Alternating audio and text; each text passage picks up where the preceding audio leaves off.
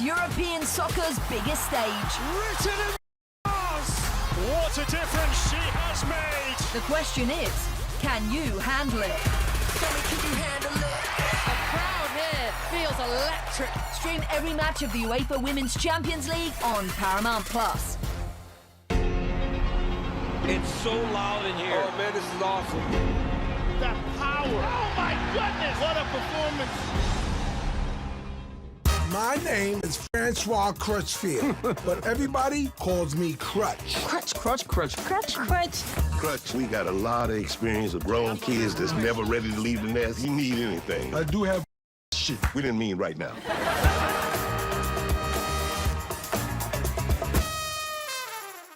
You can't count on Derek's tongue skills. Oh, Tony, I think it hit the ground. But you can always count on Sundays with the NFL on CBS and Paramount+.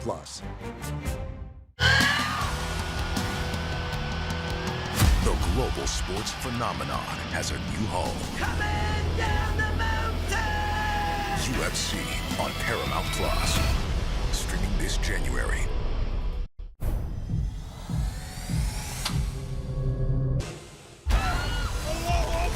זה בקיבוץ?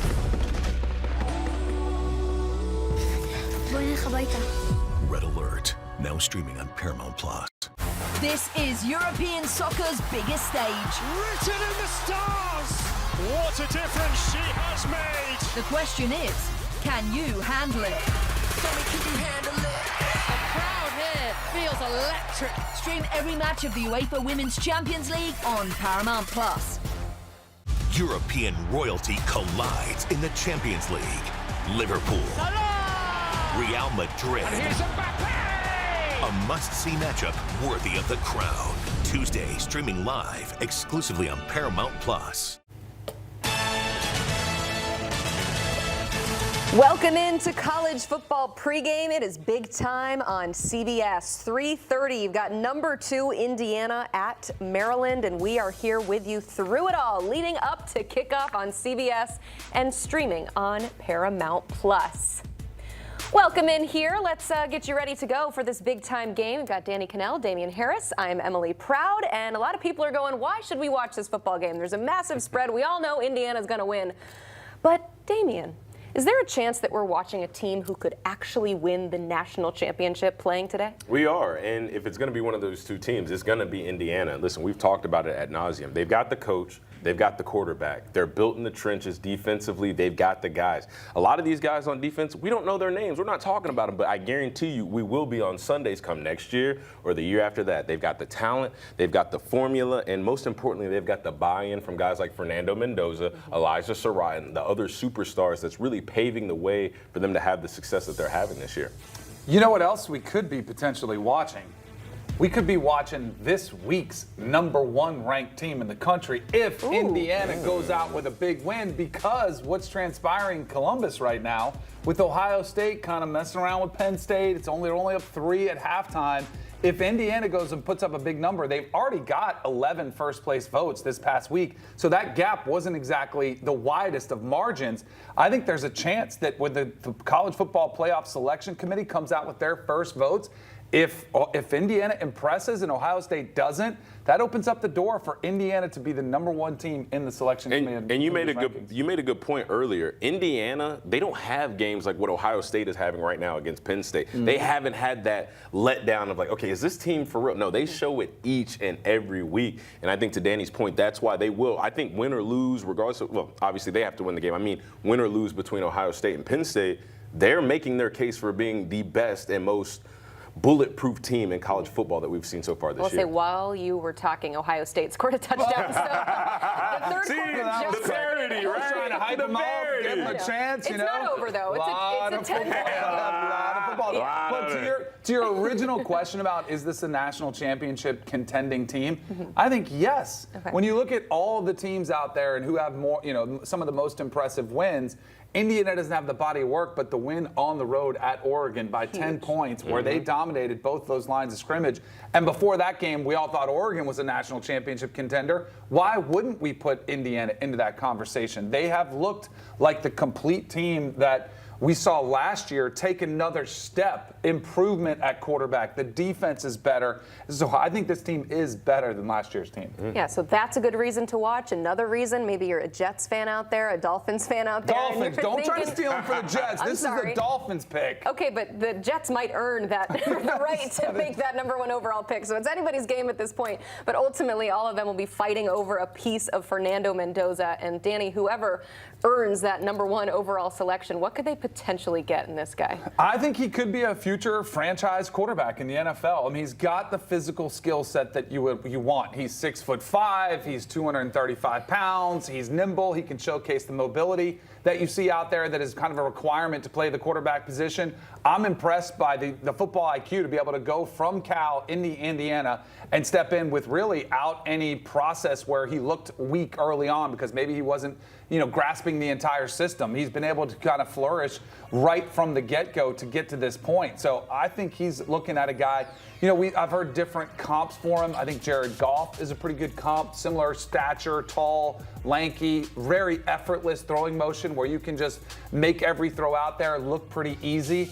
I think he's the total package. And the Cal part of this is really interesting, too, because I want to say, Damian, whoever he ends up getting drafted by, he's walking more into a Cal situation than an Indiana situation. Yeah, and I'm glad that Danny brought that to everybody's attention because for me, what's so impressive about Fernando Mendoza is what's here between the ears. And yes, he's got all the physical attributes that you want in a first-round pick at quarterback. He's got the size, he's got the arm, he's got the mobility, but he has the processing ability that you see quarterbacks who succeed at the National Football level. He has that right now.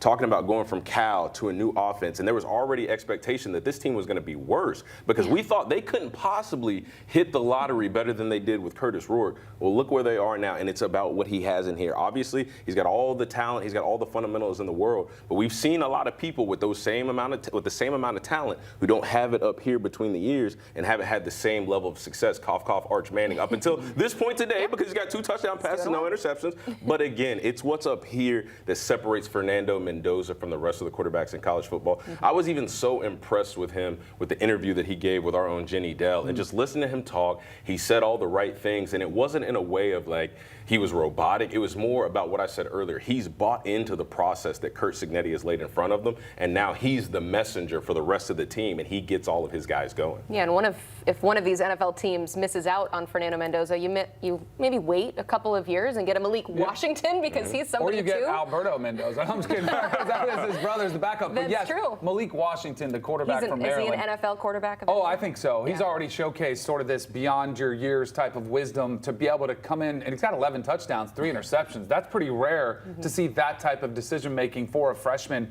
true freshman. He doesn't even have a redshirt year to kind of get used to it, and to have him come in and look pretty comfortable. That was what I always look for young quarterbacks. Even if you don't look at the stat column or the win-loss column, just how do you look out there? He looks in command. He looks in control. There was a reason he was pretty highly coveted, and then he's backed it up being thrown into action. And remember, he's going to get 2 more years after this one of development before he gets to the NFL. So I think Malik Washington has been a great find for Maryland. Yeah, another big reason to watch is we always want to know what Curt Cignetti has to say. And we were able to speak with the head coach of the other side of things with Maryland and Mike Locksley earlier, and you pointed out that both of these guys kind of come from that Saban tree.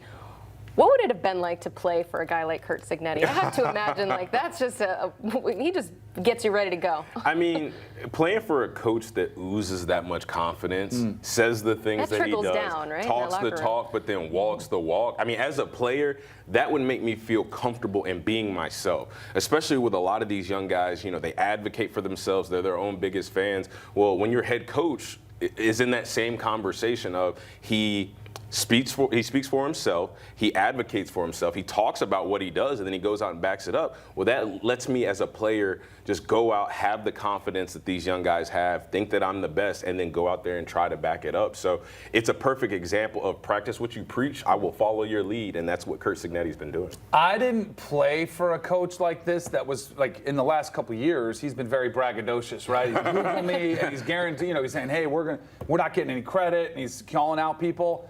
But I think the team would love it. I've always thought, I think the players in that locker room like a coach that's willing to go to bat for you and say we're not getting the credit we deserve. And saying last year, calling out different networks, saying they were trying to leave us out, but we earned our way in there. I think that confidence does ooze from that locker room. When he comes out there and says, Purdue sucks, but so do Michigan and Ohio State. You're like, whoa, what is he talking about? But the team has backed it up on his behalf, and I think that confidence does ooze throughout that locker room. You had to make this program believe again. It had been a long time since we were talking about Indiana in this, right? Everything that Curt Cignetti's done is like the first time in school history, the first time this has ever happened. And I think the confidence, there's a lot of people like to talk a lot of trash, but I think it comes from the work. Yeah. Like those players know how hard it's been to get to this position. They put in work since the minute they stepped in Bloomington and they got into the program and they saw the attention to details.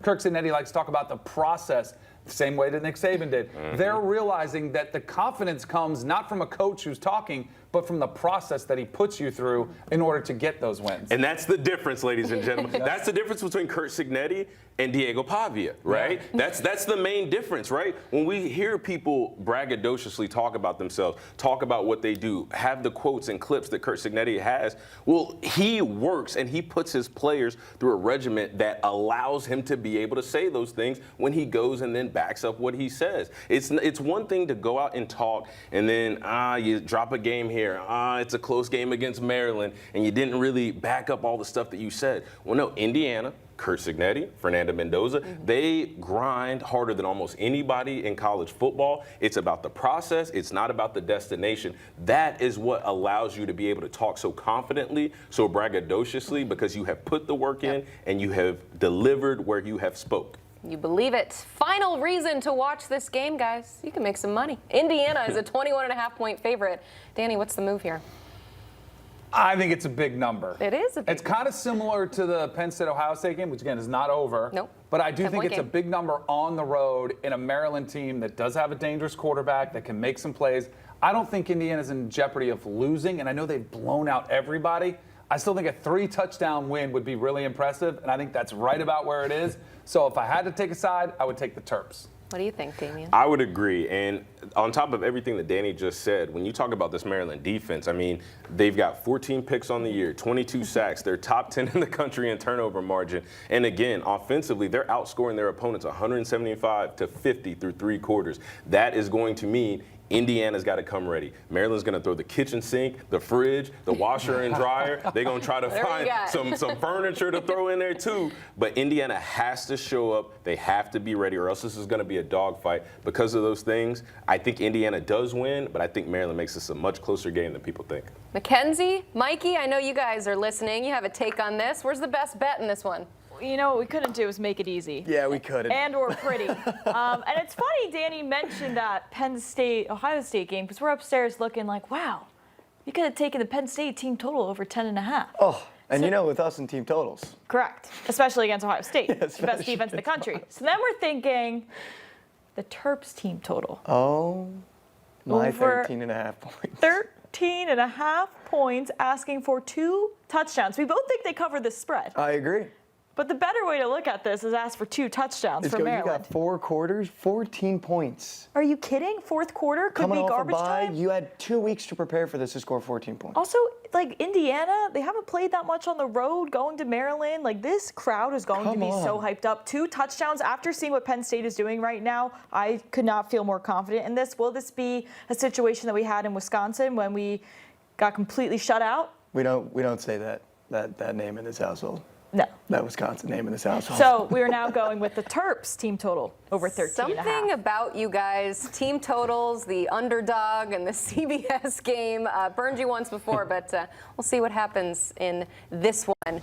Well, we are keeping an eye on everything that is happening in the sport. And how about Arch Manning? This was quite the way to start. This is technically a 75-yard touchdown pass, but what else is he doing? We'll check in next.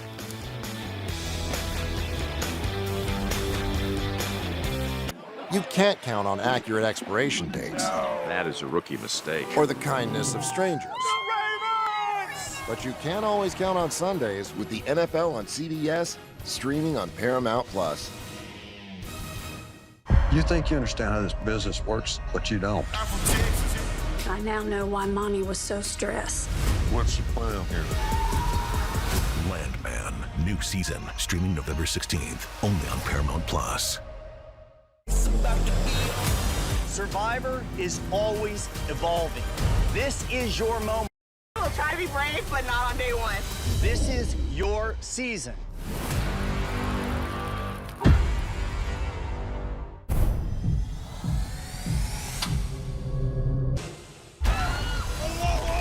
זה בקיבוץ? בואי נלך הביתה. Red Alert, now streaming on Paramount Plus. I'm gonna start. What? You're going to die tonight. What are you talking about? Unless you give it what it wants. I want to play. Someone at this law firm knew they were fueling an epidemic. You come forward now, you're just a crazy old lady with no evidence. You didn't see this coming, did you now? Each of you will represent your hometown. It's 15 artists battling to take over the world. I want to put Hawaii on the map, and not just in that little box on the bottom corner. Inkmaster Hometown Heroes, new season, now streaming exclusively on Paramount Plus. Being on the road, I don't think it's a job. I think it's a calling.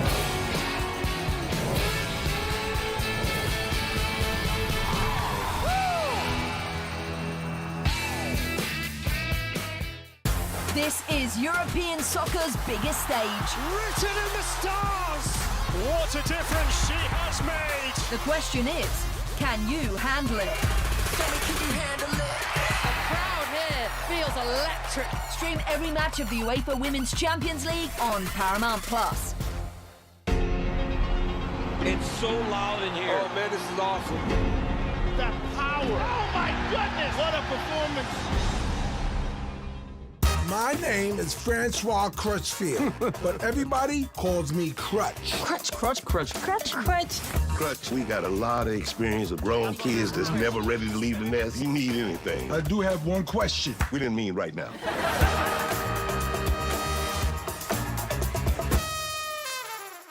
You can't count on Derek's tong skills. Oh, Tony, I think it hit the ground. But you can always count on Sundays with the NFL on CBS and Paramount Plus.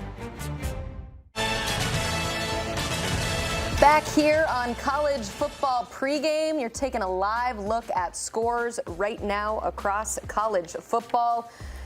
Houston and West Virginia in an absolute battle. I believe that Houston was down quite a bit in that one. They have stormed back, but still trail. We're keeping an eye on Miami on the road at SMU. But how about Texas taking a 31-10 lead against Vanderbilt? How'd they get there? Let's show you. How about a nice Arch Manning pass to Emmett Mosley, taking that 31-10 lead. The fans in Austin are absolutely loving it. And how about the play of their quarterback? 3 touchdowns, 19 for 24 and 287. Danny, he's stealing. He picked up where he left off in Starkville. That was why I was really hoping that he would be able to play this week, coming back out of concussion protocol to carry that confidence. Like, some guys are streaky, and it is very much a confidence rhythm position. Once you start to feel it, you do not want to give it up. So thrilled to see Arch because he's been a bumpy ride. He's been up and down. That last throw right there was under duress, taking a hit, delivers a perfectly thrown ball. They put him in a position to succeed. Even the first touchdown, the 75-yard touchdown pass, was a pretty easy throw. But then you had players helping him, getting a 75-yard run out in front of you after the catch. So I think Arch is playing great. Tech's playing with a ton of confidence, although I will say this. Nobody, and I mean nobody, hypes up teams to make them feel like these are such magnificent wins like the SEC. And I get there is a magical number in front of Vanderbilt's logo, but when I look at their wins and I look at the teams they've beaten versus the teams that they have struggled against, I say, maybe Vanderbilt is not exactly the unbelievable team that we thought they were coming into this game. I think Vanderbilt's getting exposed somewhat as well. That was the most predictable thing in the world, that Vanderbilt's going to lose a football game. The second one, by the way, they have multiple ranked wins. And we're going to say, well, they were never that good anyway. And that's the problem. LSU was a ranked win. This is the problem, because what we're going to do now, instead of just being honest with ourselves and saying, okay, maybe this Vanderbilt team isn't as good as what we thought, we're going to say, Arch Manning is back. Texas is back. We're back. That's exactly what's going to happen, and I don't necessarily think that's the case. Texas winning this football game, dominating Vanderbilt, does not make them college football playoff contenders to me. Making it in, yes, of course, but to win the whole thing, I'm not convinced. Again, you're beating a team who had a Heisman favorite, or a self-proclaimed Heisman favorite, who's throwing for about 175 yards a game right now. Like, you're not playing Indiana. You're not playing Oregon. You're not playing Alabama. You're not playing Georgia. You're playing a Vanderbilt team who the past 2 years are up and coming. It's okay to say that. They're getting to where they want to be. Are they there? No. So does that mean Texas is there? No. All it means is Arch Manning played his best game of the season today. His players around him, like we talked about earlier, like Colt McCoy said when we asked him, he needs other guys to step up around him. We need the receivers to stop dropping footballs. Well, guess what? They're not dropping them today. They're turning them into 75-yard touchdowns. That is the storyline of today. We don't even have to talk about Vanderbilt. Oh, they're not that good. Let's just say this. Texas won the game today. They showed that they were the better team. Let's see how the rest of the season plays out. Still not over yet. But something, too, I thought was interesting that Colt McCoy told us this morning is that he sees a quarterback at Arch Manning who is continually improving. Did we maybe just need to pump the brakes and give him some time? Do you think he actually is? Are you seeing him improve? No. Hold on. Hold on. Take the floor. I was going to ask the quarterback, but you have opinions. Do we need to give him time? No. Why do we need to give him time? Because he has had 2 years to sit at Texas and learn this offense. He sat behind Quinn Ewers and had opportunities to beat him out for the job. He just wasn't ready yet. But this year was supposed to be the time when he was ready. So the criticism that we have given Arch Manning all year long, that has been warranted, that people have labeled it as hating. Well, what happened to holding people accountable? What happened to expecting something out of them to what the hype says? What happened to having expectations? We had the same conversation about Dabo Swinney. Well, why are people comparing me to blah, blah, blah? Well, it's because we know what you're capable of, Arch Manning. We know what you're capable of. We've heard about it since you left high school, and we haven't seen it. So to talk about that and be honest and evaluate it, oh, we're just hating now. Oh, we need to give him more time. Oh, he's a young kid. He don't have a lot of experience. Excuse after excuse after excuse. At the end of the day, Danny Cannell, you know this, it is a production-based business. I do not care about your circumstances. I don't care how long you sat on the bench. I do not care what you did in the offseason. All I care about is that on week 1 of the college football season, you're ready to lead our team to a national championship chase. That was not Arch Manning this year, so here we are. Real quick. To the original question? Yes. I do think he's improving.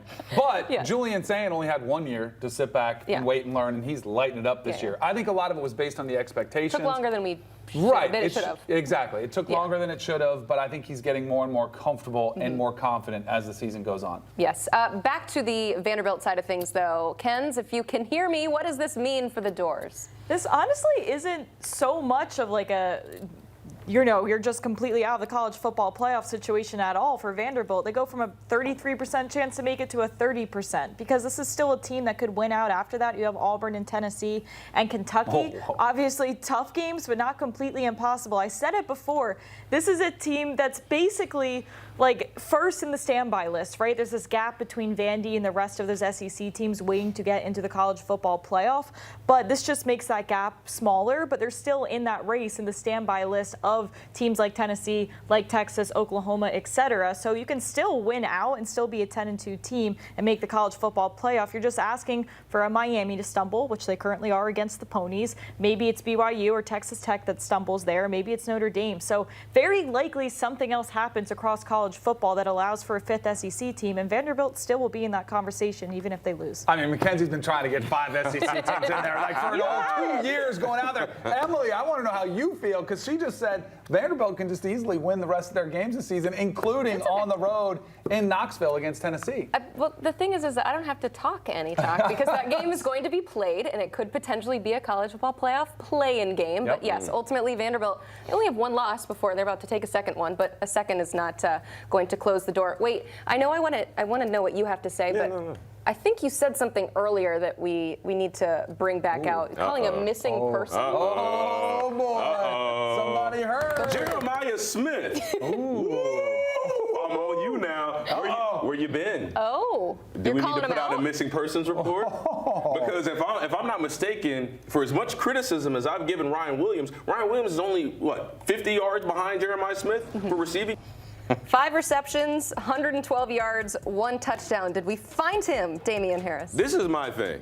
This is my. Go ahead, Danny. I want to point something out. Can you just, since she came with the stats? Yeah. Who else has 5? All right now. See, Danny Cannell, that's what I like right here. See, this is why I like Danny Cannell, ladies and gentlemen. Because she over here trying to stir me up, but Danny Cannell's got a point. The comments that I made about Jeremiah Smith earlier, were they about the player that he is? No. Were they about how he is handling himself and how he's going out and producing for the type of player he is? Yes. Now I have something to back that up. My man Danny Cannell just slid over me. So yes, Jeremiah Smith, he does have 5 catches, 112 yards, a touchdown. I get that. That's really, really good. Mr. Carnell Tate, though, 5 catches for 124 yards, a touchdown. Both of them have a long of 57. My point is this, Emily. If you're Jeremiah Smith, you're the best player in college football. You have the most God-given ability out of anybody in the country that is playing football right now. I want to see that every single game. Every single game. He's having a good game. But if there's a wide receiver room to not be the best in, this is okay. Carnell Tate's going to get selected in the first round of April's draft. Emily, it's not okay. He needs to be the best wide receiver for Ohio State every single game. Yes. He doesn't need to be. No. They're still winning. Okay, hold on. 31-14. Okay. Now we're having a different conversation. No, he doesn't need to be for Ohio State to win. Yeah. But should he be to live up to his own expectation? And your expectations? So, whoa. Because as an athlete, now, when I played, I always had higher expectations for myself than anybody in the media, any of my coaches, my family, my friends, anybody. So, yes, my expectations, but they should be far lower than somebody like Jeremiah Smith, who, by the way, said that after his freshman year, he could go into the NFL and have 1,000 yards and 10 catches and 10 touchdowns. He don't have that this year.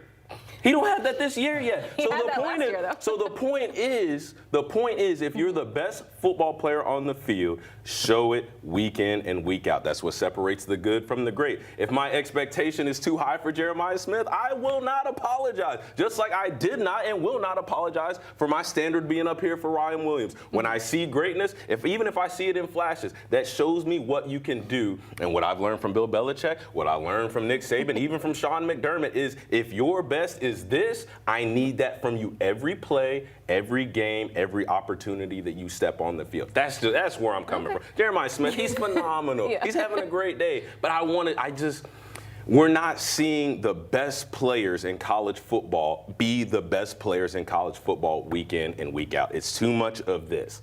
I don't know. Personally, I have my opinions. I can't put 100% factual claim on what it is, but there's too much of this with the players, with the top teams in college football. We've seen a little bit of that today. There's just too much of this. We set the standard up here, and we challenge those like Jeremiah Smith, like Ryan Williams, who are supposed to be great, to meet that expectation every time. Danny just kind of lit the match by way of the stats and walked away. I was Do you just have pointing any something opinion out. on this? No, because I thought a big point of the take was that Carnell Tate is the best receiver for the Ohio State Buckeyes. And he's the one who is producing that. Now, I do think there's something to, he's getting better matchups. You know, there's so much attention paid to Jeremiah Smith that Carnell Tate takes advantage of the opportunities. There absolutely is that. But I'm also well aware that Carnell Tate is going to be the first wide receiver taken in this year's NFL draft when Jeremiah Smith isn't eligible. So I think Carnell Tate, this is more about him, the year that he's having, than it is about Jeremiah Smith disappointing. I don't want to do too much. I swear, ladies and gentlemen, I don't want to do too much. But it makes me think of Marvin Harrison Jr., who was his backup at the time. Oh, Jackson Smith-Njigba? Now look at their careers in the NFL. Yeah. I'm going to leave it at that. Well, there we go. I was watching the game out of the corner of my eye. Unfortunately, Penn State has the ball. I was hoping for like a big play. Right, for the stats and we'll be here for you if it does. Unfortunately, that's not the case. But no matter who's showing up on in the wide receiver room, the quarterback that is dealing to them, Danny Cannell, another 300-yard game for Julian Sayin. I know you hate when I just throw the Heisman talk on it, but like, how serious is it with him? Absolutely. He is a contender. I told you before today started that I think the Heisman Trophy winner is going to be the winner of the Big Ten championship game. Julian Sayin is going to be a part of that game, as is Fernando Mendoza, who we'll get to watch at 3:30. I don't think they have that stumble game before they get there. That's half the battle. Ty Simpson has some tough games still ahead of him. Diego Pavia is getting destroyed right now in a tougher game that was a closer point spread. Ohio State and Indiana are going to be favorites, pretty heavy favorites, the remaining way of the year. And as much as I don't like it, there is some recency bias. So one of those players will have a huge opportunity on that championship Saturday to resonate. Voters vote the next day, and then there's your winner. If I'm not mistaken, Ohio State and Indiana play each other, right? In the Big Ten championship. In the Big Ten championship. So that's when I think that's both their opportunity, and that's going to be the billing, is these two great quarterbacks going head to head. Now, my question still remains for you, DK. Can you see one of these quarterbacks, Fernando Mendoza or Julian Sayin, playing the other out of an opportunity to New York? Based on the way that the schedule lays out for these teams. I think they'll both be in New York. Okay. Yeah. I think that was an unloaded question. Yeah. That was Unless one of them has like 3 picks in the Big Ten title game, or which is very possible with both of these defenses. Yeah, definitely. I mean, there's absolutely. I mean, we've seen bad games all over college football. It's college. It happens. So, barring that, though, I think they'll both be in New York. We haven't just seen bad games, Danny. We've seen some bad bets already happening today. A really bad beat in the first quarter. Vegas knows, man. This isn't fair. Vegas this isn't right. Danny was on the under 9.5. Spoiler alert, they also made the extra point. Danny, you have the microphone. How are we feeling right now? 3rd and 14. You can't count on accurate expiration dates. That is a rookie mistake. Or the kind strangers. But you can't always count on Sundays with the NFL on CBS, streaming on Paramount Plus.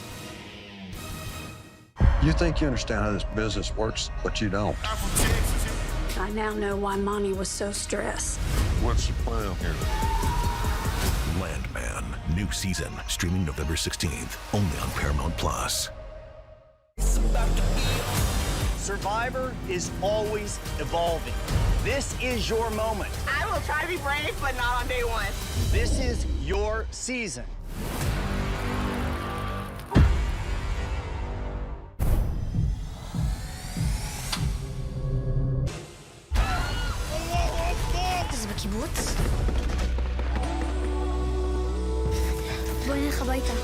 Red Alert, now streaming on Paramount Plus.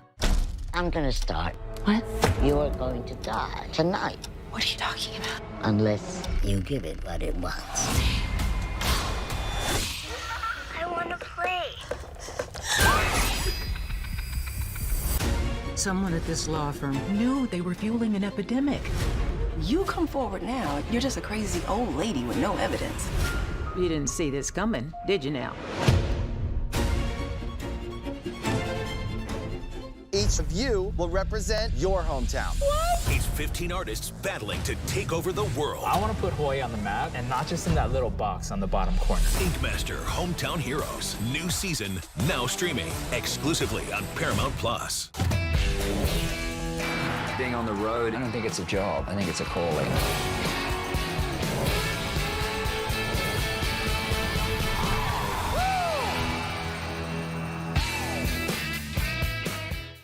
This is European soccer's biggest stage. Written in the stars. What a difference she has made. The question is, can you handle it? Can you handle it? The crowd here feels electric. Stream every match of the UEFA Women's Champions League on Paramount Plus. It's so loud in here. Oh man, this is awesome. That power. Oh my goodness, what a performance. My name is Francois Crutchfield, but everybody calls me Crutch. Crutch. Crutch, we got a lot of experience with grown kids that's never ready to leave the nest. You need anything. I do have one question. We didn't mean right now.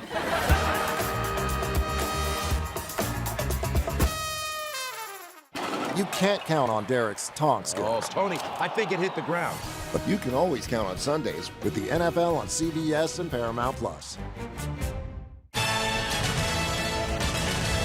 Week 10 college football up and running. These are how the AP top 25 teams are doing. What made you go, ooh, Danny? West Virginia. Yeah. Houston was such a surprise to the upside. Willie Fritz has done such a good job. They're 7-1 in the top 25. They were a 2-touchdown favorite, and they are trailing by 10 now, getting close to the fourth quarter. At home. That was one of those teams we had to keep an eye on in the Big 12 with just one loss, and that one loss being Texas Tech. But man, we got a full slate coming up later today. Of course, big time on CBS between Indiana and Maryland. We got the cocktail party between Georgia and Florida. I might have an interest in watching Oklahoma, Tennessee. But as we reach the Week 10 mark here in college football, we decided to throw out 10 things that you need to know. These are kind of some fun facts. Starting off with, Indiana is on pace to lead the FBS in point differential in back-to-back seasons. How much does that surprise you, Damian? It doesn't surprise me at all. Based I mean, on what you've seen? Yeah. Well, yeah, based on. But just the phrasing, tagline, Indiana. yeah. I mean, back-to-back seasons. That kind of makes me sit here and think, damn, we really are in 2025, huh? Because stuff is just starting to happen that we didn't think that we would ever see in our lifetimes. But then, again, when you turn the tape on, if you know anything about Curt Cignetti, if you just look at Fernando Mendoza and you see what the defense provides on the other side of the ball, it makes a lot of sense. And that's probably not going to change anytime soon, because our next fun fact is Indiana's rest of their season schedule is 1-17 in Big Ten play. Yeah, that's not ideal. Let's go to number 3, Big though. Ten competition. Yeah, that's the problem when you have so many teams. It's hard to even it out there. Notre Dame has a 70% chance to win out and finish 10-2. Danny, play devil's advocate for me. Where's the 30% that they don't? Pitt. The Pitt game is a trap game for them, but here's what drives me nuts. Because if they win out, fine, you seem put them so in. But dejected like their by this. greatest resume builders are close losses. Yeah. At some point, you should have to beat a quality team. We're just talking about Indiana's schedule. Who have they beaten? And they don't have anybody left on their schedule. Notre Dame doesn't exactly have a gauntlet either. Yes, they played 2 tough teams in Miami and Texas A&M, and they lost both of them. I do not think this will be a repeat story of last year, where even if they get in, they make it all the way to the national championship game. I don't think they're as good as last year's team. I think they're a good football team. I just hate that they can just backdoor their way into the playoff every single year. Man up and join a conference so that you have to win your way in. You know what Notre Dame is good at? Baking humble pies, man. I learned it the hard way last year, and I'm not going to say what they're going to do. Yeah. I'm not going to say where they're going to go to. All I know is they're in the college football playoffs. They're going to finish. For Pitt. Absolutely. I think Pitt is the biggest test, obviously, remaining for Notre Dame. But Navy too, behind Curt Cignetti, there is no better motivator. There's no better coach in terms of getting his players ready for the moment that is asked for at that current time on that current Saturday than Marcus Freeman. So again, I'm out of pie. I'm pied out. Yeah, I'm humble pied out from Notre Dame last year. So guess what? Y'all are in. Okay, there we go. Number 4, Miami is playing in their first game outside the state of Florida. It's also their first day game, which is absolutely nuts.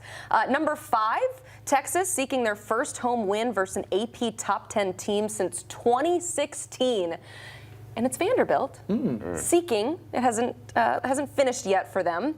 Ripping through these, number 6, Clemson is amid its worst 7-game start since 2008. Danny, what the heck? Why aren't we talking about this more? No, we should. It's surprising because Dabo has been such a consistent winner, and he's had such a strong culture that you don't really see his teams throwing the towel. And I still don't think they've thrown in the towel in this team. I just think we significantly overvalued Clemson's roster, which was devoid of the top-tier transfer portal talent. That, to me, is the takeaway for Clemson. If they do indeed lose this game, or if they fall well short of expectations, which they already have, I do think they have to look at their approach and take it differently. You see the score right now? 35 all. Yeah, so and they were down 21-7. To your point, when you build a house and you live in a house and everything's nice, everything's up, everything's standing firm, and you start to crack away and chip away at that foundation, what happens? Here comes the house crumbling down. That's Clemson right now. Yikes. All right. Number 7, Texas Tech has not beaten Kansas State, who they're playing today, since 2015. 8 straight losses. How nervous should we be about the Red Raiders in this one? I think very. Avery Johnson, the Kansas State quarterback, is balling. Kansas State, everybody wrote them off because they came back from Ireland. They lost that game against Iowa State. They lost to Army. Looked like the season was done. They have been the team in the Big 12 to kill everybody's playoff dreams. They can play spoiler. Texas Tech better be ready. Good news for Texas Tech. Baron Morton is back, so that's good, but they better be ready to go. You know who they remind me of? Kansas from last year. Yeah. When there were all those teams, Colorado was one of them. I think it might have been Iowa State might have been at the top of the Big 12 last year. Kansas just ruined the season for all of them. Yeah. Now it's Kansas State and Avery Johnson's turn. Yeah, Red Raiders are a 7-point favorite in this one, but keep an eye on it. How about at 8? Nebraska has lost 28 straight games versus ranked opponents. I know this was a stat that we were throwing out there. When we were oh my God! Make it 29. Hey, that's why you extend Matt Rule right there. That's why you give Matt Rule that big old extension right there because you're afraid that somebody else is going to come get him. Aren't on Matt Rule. Obviously, hasn't been there that long. He's 0-18 combining his time at Baylor and Nebraska. But I don't think this ends. I think USC is the better football team. It's why they're favored on the road. I think Jade Maeva is the better quarterback at Dylan Raiola, and I think the trenches is the biggest difference. I think Lincoln Riley's done a better job along the offensive and defensive line. All right, another fun fact for you. Virginia enters their matchup against Cal as with their highest ranking since 2004. We saw the Cavs mess around the last week with North weeks. Carolina. Remember Washington State? They were in a very late Good game. Good teams win, though. Yeah, They're good winning. Teams win. Great teams cover, though, Emily. And Virginia has not proven to be a great team. Of all the ranked, because there's 4 ACC ranked teams on the road as favorites. Miami was one of them. Wasn't that worried about that one. This is the one that concerns me probably the most for the Virginia contenders. They got to go all the way across the country. They just came up with a goal line stand with a 2-point conversion against North Carolina to barely win that one. You got JKS, a young quarterback at Cal who's playing pretty good. I think this is a spot where Virginia's kind of dreams could come to an end. It could, but it seems like they've gained a lot of confidence since beating up on them old Seminoles, Emily Brown. Since they beat up on them old Seminoles, I mean, they've just been clicking on all cylinders, and they're just a better team. So, I mean, Danny, of course, would hope that this puts an end to all of it, because if not, then he just has to sit all offseason and think about, man, we made Virginia who they are. They built their program this season on beating us. Our season ended in a different direction than Virginia's did. And it was all because of that one game. That's going to be Danny Cannell. You know what my favorite property in college football is? What's that? It's the transitive wind property, which means that Virginia beat Florida State. Florida State beat Alabama. Therefore, Virginia is better than Alabama. Virginia Cavaliers, SEC champions, ladies and gentlemen. You heard it here first. All right. I will point out, too, Virginia 0-4 all-time on the West Coast. So that is a tough trip for them. Our final fun fact. Top 10 fun facts here in Week 10. 19 teams have already clinched the over on their preseason win total just in Week 10. So a lot of teams are outplaying their expectations. But Vegas don't know nothing. Vegas don't know nothing. And it's harder than ever to predict. With all the turnover on rosters, it's impossible. A lot of that. Well, speaking of playing outside your expectations, that's going to be the case for Maryland if they want to win the football game today. There is a young true freshman, Malik Washington, at quarterback. A lot of hype on him. He's warming up, getting ready for this one. So are we. Stick with us on HQ. You can't count on accurate expiration dates. No, that is a rookie mistake. Or the kindness of strangers. But you can always count on Sundays with the NFL on CBS, streaming on Paramount+. You think you understand how this business works, but you don't. I now know why Mommy was so stressed. What's your plan here? Landman, new season, streaming November 16th, only on Paramount+. Survivor is always evolving. This is your moment. I will try to be brave, but not on day one. This is your season.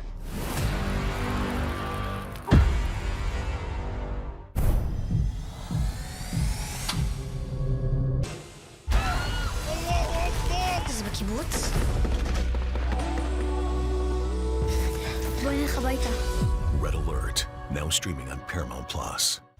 I'm gonna start. What? You're going to die tonight. What are you talking about? Unless you give it what it wants. I want to play. Someone at this law firm knew they were fueling an epidemic. You come forward now, you're just a crazy old lady with no evidence. You didn't see this coming, did you now? Each of you will represent your hometown. These 15 artists battling to take over the world. I want to put Hawaii on the map, and not just in that little box on the bottom corner. Inkmaster Hometown Heroes. New season, now streaming exclusively on Paramount+. Being on the road, I don't think it's a job. I think it's a calling.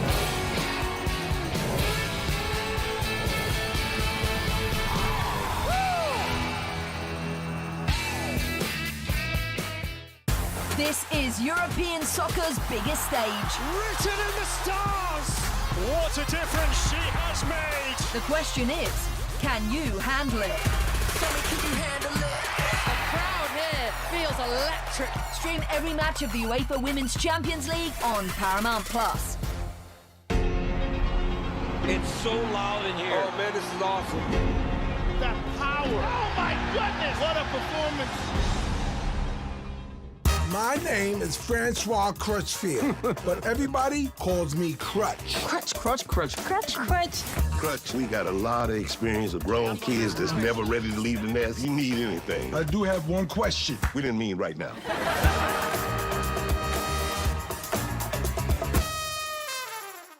You can't count on Derek's tong skills. Oh, Tony, I think it hit the ground. But you can always count on Sundays with the NFL on CBS and Paramount+. College football fans, all FanDuel customers get a shot to boost their winnings every Saturday. All you got to do is claim your boost and apply it to your college football bet for a shot at even bigger winnings. Download the FanDuel Sportsbook app now and play your game. It's time for a parlay, and we're calling it, guys, the Make It All Back lay, which I'm excited about, but that means that we've lost it at some point. Yeah, well, you know, the first segment, I said, Mikey, you take the reins. You got it. I said for the noon parlay, I'll be your hype woman. You're in. Just a real disaster class. Hand up, Bad. accountability. Yeah. Bad. Vanderbilt, Dead. really bad. Moment of silence for the noon parlay. But now we make it all back. All right, let's make it all back. And this time I'm your hype man. You made it. Yeah, enough out of you. Here we go. 2 schools from the state of Georgia to do their job. 2 of them. Starting with the Dogs. Georgia money line. Not much needs to be said here. I know we have a lot of analysts. You know, we show their highlights when we talk about their old teams. If we could show my highlights from the Georgia-Florida tailgates of the 4 years I was there, you'd understand why we're on Georgia money line. You'd be on Heisman watch. Second, Georgia Tech money line. Oh, we're going both Georgias. That's what I'm saying. The state of Georgia showing up today. Just money line, simple things, do your job, you're favored. Here's where things get good. Mikey, you're going to like this one. Yep. Indiana, Maryland. Tell me. Telling ya, there's points, Michael. 3 words, fun. 3 words, fun. And let it be known, Maryland's putting up 14 points. That we do know. Yeah, we know that. We do know that. And we're rounding it out with the dog of the day. Oh. Kansas State plus the 7.5. Oh. Sorry, they own this matchup. Oh. What did you think? No, I love it. Do you? Yeah. Yes. Yes. This is the one. This is where we make it all back. Yes. Georgia shows up. Yep. Points with Maryland. I almost was gonna buzz there. I don't know what they're thinking. It's a You can give it a shot. It's a bzzz. Yeah. B, right? Yes. Indiana, Maryland? Fun. What is a turtle? I'm gonna go slow. Yeah. Okay. But it's just fun. What is a Hoosier? No one knows. No one knows. Can't tell you Kansas that. Wildcats. Rawr. Anyway, this is going to pay out to a nice plus 631 for the kids. Make it all back lay. Maybe pay for the drinks when you go out later. Who has it This better? is all we need, Em. Who has it better than us? No one. How about college football fans? All FanDuel customers get a shot to boost their winnings every Saturday. All you got to do is claim your boost and apply it to your college football bet for a shot at even bigger winnings. Download the FanDuel Sportsbook app now and play your game. This just in. How about Vanderbilt? Diego Pavia here, wheeling and dealing in the fourth quarter. They need some points. He's just going to take it himself right into the end zone. How about that? Vanderbilt making it a 34-16 score. They went for 2. It was not successful, so 34-16 will remain that score. And I got to give a little bit of shout out to my friend Chris Humler, who works at CBSSports.com and 24/7 Sports. He's at this game. He tweeted, "Texas fans are chanting overrated at number 9 Vanderbilt." He said, "Honestly, I never thought that I would see the day." That just is a strange world that we're in. Ball toss there from Diego, throwing it at the Texas defender. We just love dissecting the things that he does. You're getting rolled in this game, and you're still out there talking trash and throwing the ball at the other team? He's consistent. You like it? I'm not going to say I like it, because he is who he is. You are who you are. Pete Prisco says that better than anybody. What I will say is they've been trying to bully and punk Diego Pavia from the first quarter. Now, granted, that's what you're supposed to do as a defense. I mean, Colin Simmons was up in his mug after probably the first play of the game. Now, as a defensive player, that's what you're supposed to do. But at a certain point, regardless of the score, you got to show these guys, like, yo, I'm not going back down. You can beat me 50-0. You can knock me down 100 times. I'm going to get up 101. So for me, that was the Diego Pavia moment that we just saw. Do I love it? No. But do I advocate for players not letting somebody just walk all over you and push you around and sweep the floor with you?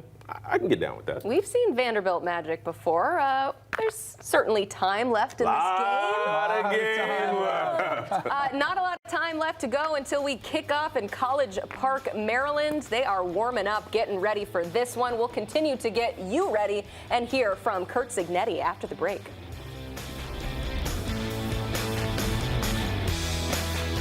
You can't count on accurate expiration dates. No. That is a rookie mistake. Or the kindness of strangers. But you can always count on Sundays with the NFL on CBS, streaming on Paramount+. You think you understand how this business works, but you don't.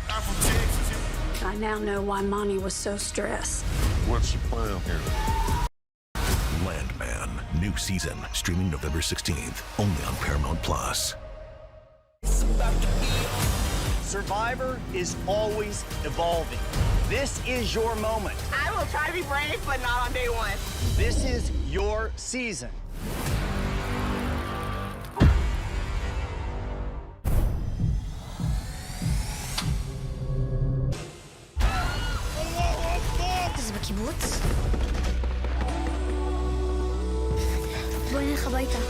Red Alert, now streaming on Paramount+.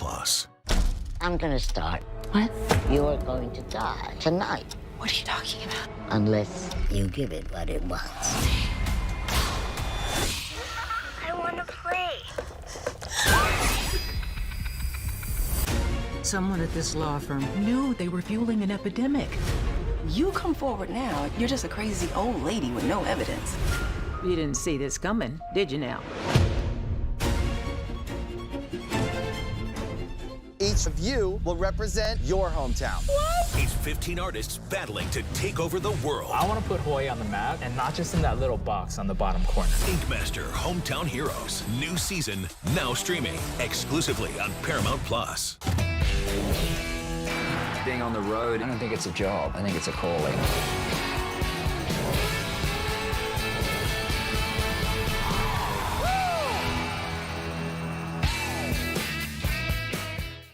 This is European soccer's biggest stage. Written in the stars! What a difference she has made! The question is, can you handle it? Can you handle it? The crowd here is electric. Stream every match of the UEFA Women's Champions on Paramount+. It's so loud in here. Oh man, this is awesome. That power. Oh my goodness, what a performance. My name is Francois Crutchfield, but everybody calls me Crutch. Crutch. We got a lot of experience with grown kids that's never ready to leave the nest. You need anything. I do have one question. We didn't mean right now.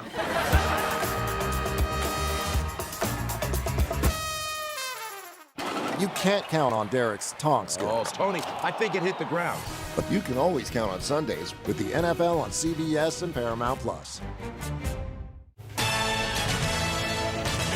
Welcome back into college football pregame here on CBS Sports HQ. But you were taking a live look out in College Park, Maryland. That is where it is big time on CBS between number 2 Indiana and the home team Terps. Our Jenny Dell will be on the sideline for this game, and she caught up with Curt Cignetti.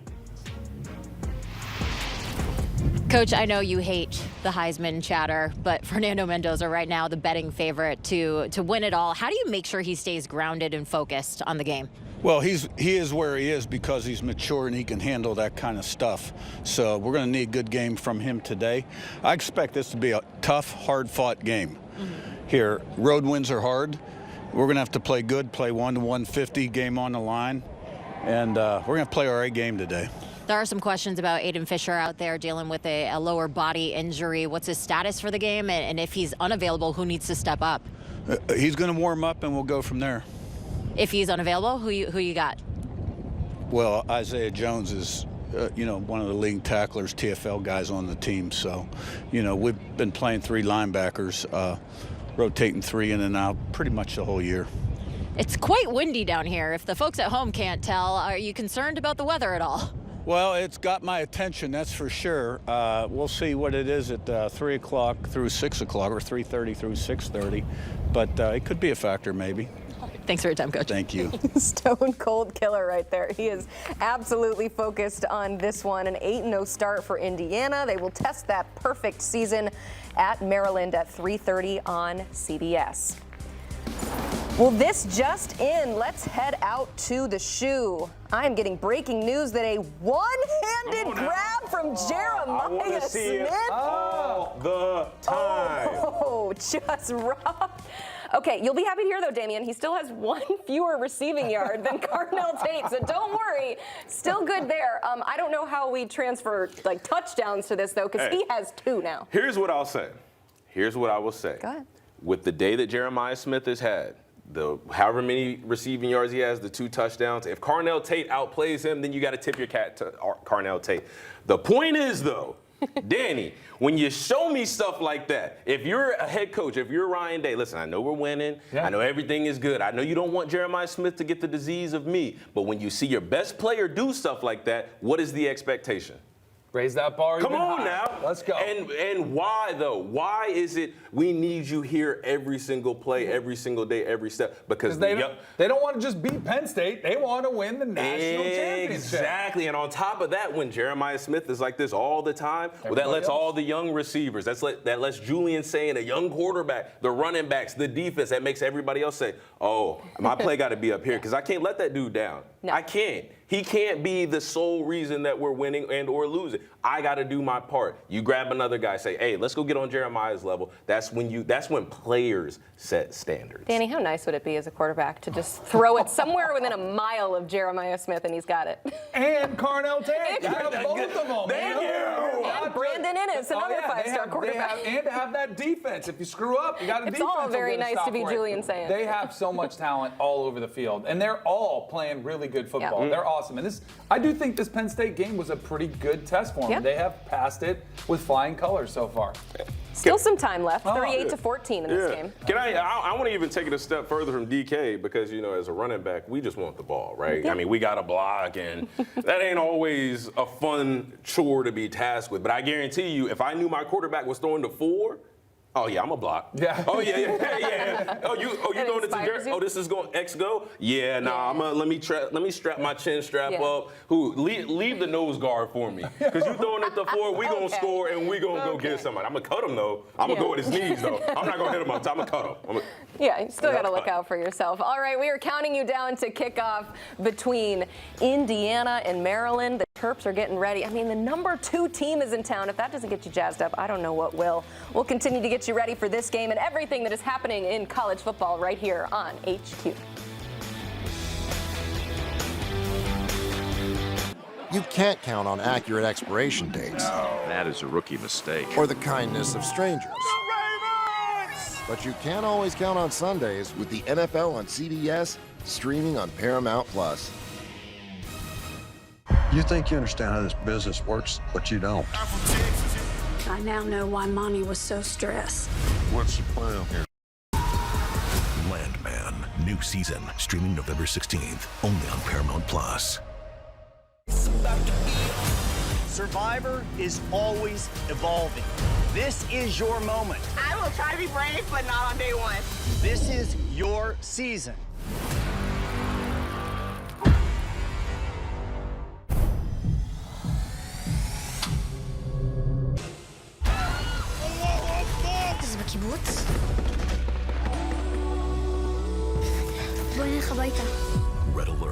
now streaming on Paramount Plus.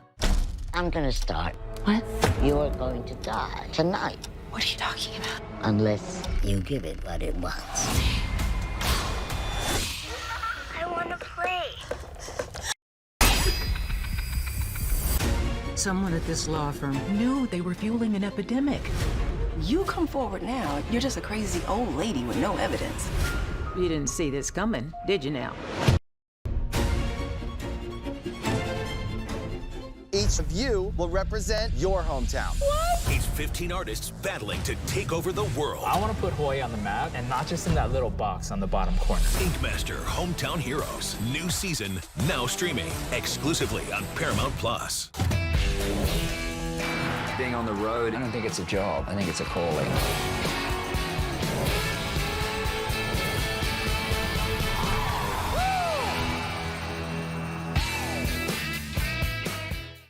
This is European soccer's biggest stage. Written in the stars.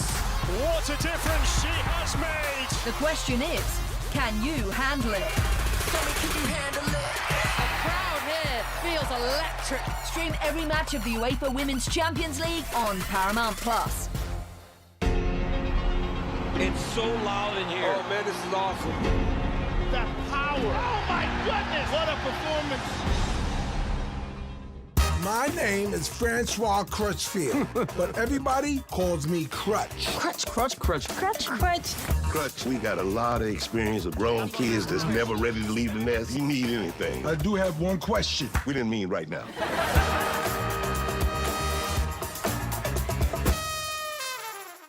You can't count on Derek's tongue skills. Oh, Tony, I think it hit the ground. But you can always count on Sundays with the NFL on CBS and Paramount Plus. We are counting you down to big time on CBS. Yes, the #2 Indiana Hoosiers travel to Maryland for a big game to remain undefeated on the season. And it seems like Indiana's on a crash course to go to the Big Ten championship game when it is all said and done. And the other team that they're likely going to be playing is currently playing right now, and that is Ohio State. Guys, is Indiana-Ohio State just Big Ten championship inevitable at this point? We cannot say that. We can't say it because Ohio State still has to play Michigan. That's true, and it has not gone well for them in the past 4 meetings. Has Ryan Day beat them yet? Nope. I don't believe so. All right. So when we want to talk about inevitable. Yeah, but I think they're still in even if they lose to Michigan. There's a lot of one-loss teams. Like there's some sneaky teams that could. I mean, again, I don't know all the tiebreaker situations. Michigan lost to Oklahoma, and they lost to USC. Those are their 2 losses. So one. USC is a one-loss team in the Big Ten right now. Yeah. Oregon, but head-to-head with Indiana. Indiana gets in. They're stacked up there at the top. Oregon, Iowa, Michigan, USC, all one loss in the Big Ten standings. Do you think Ohio State beats Michigan this year, though? I do. Okay. But I would not bet a lot of money on it. Yeah, I was going to say, okay, hold on, wait. Last year, would you have picked Ohio State or Michigan? I would have picked Ohio State. The year before that, would you have picked Ohio State or Michigan? The year that Michigan won the national championship. Okay. That was 23. I think I picked Michigan in that one. But the last 2 years, I would have said yes, give it to Ohio State. Okay, but no doubt that Indiana is playing for a Big Ten championship. I have no doubt.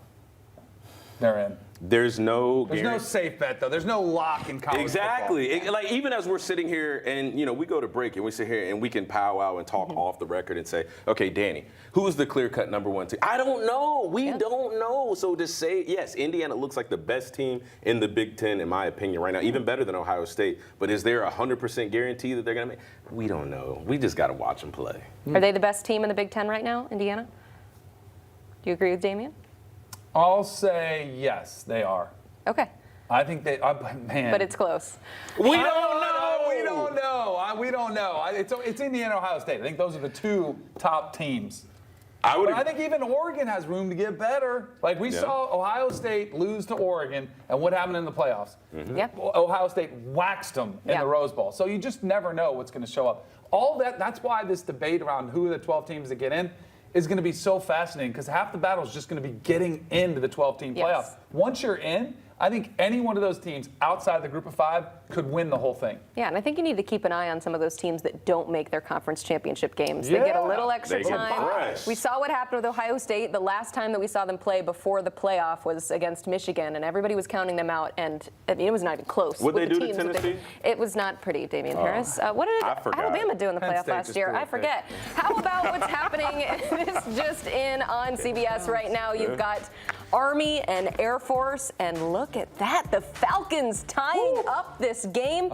Danny, we gave you a lot of hate. This thing goes to overtime? Holy cow. I mean, it's entirely possible. This is it was a 1.5-point spread in favor of the road team, so we knew this one was going to be close, but just it always that's is. Interesting. It is. It always is a close game, but you have to throw out the records, and you see Air Force, who was coming from behind, and this thing does look like it's going to come down to the wire. And we will all be looking at, do they get a field goal in overtime or do they get touchdowns? Because that could make or break a lot of bets. Yes, and that is a tight game over on CBS. It's a triple header today. The second leg of that triple header is Maryland and Indiana. And boy, we have exhausted the conversation about Fernando Mendoza. How about a guy that he's throwing to? I want to highlight Elijah Surratt because he's somebody.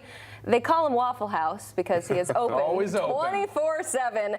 What has made him a favorite target? You're giggling. I love that, Nick. That is a fun one. That's a fun one. I think what's made him so successful is just ownership of being a guy that Fernando Mendoza needs, right? When you've got a quarterback that is playing at the level of Fernando Mendoza, people often forget he needs guys to throw the football to. When you have that type of alpha mentality like Elijah Surratt has, when you have the tools in his toolbox, the separation, the quick feet, the ball skills, being able to adjust, the body control, and just being a true #1 threat, well, that just gives Fernando Mendoza more confidence to just let it fly. And then if I'm Elijah Surratt, the more opportunities that he gives me, the more opportunities I have to make a play for myself, make a name for myself, and put points on the board for our team. So I think it's just ownership over being that #1 guy, being the guy. And then again, it's the same conversation that I just had about Jeremiah Smith. With Elijah Surratt playing like this, all of a sudden all the other wide receivers are starting to do this. All of a sudden the run game is starting to do this.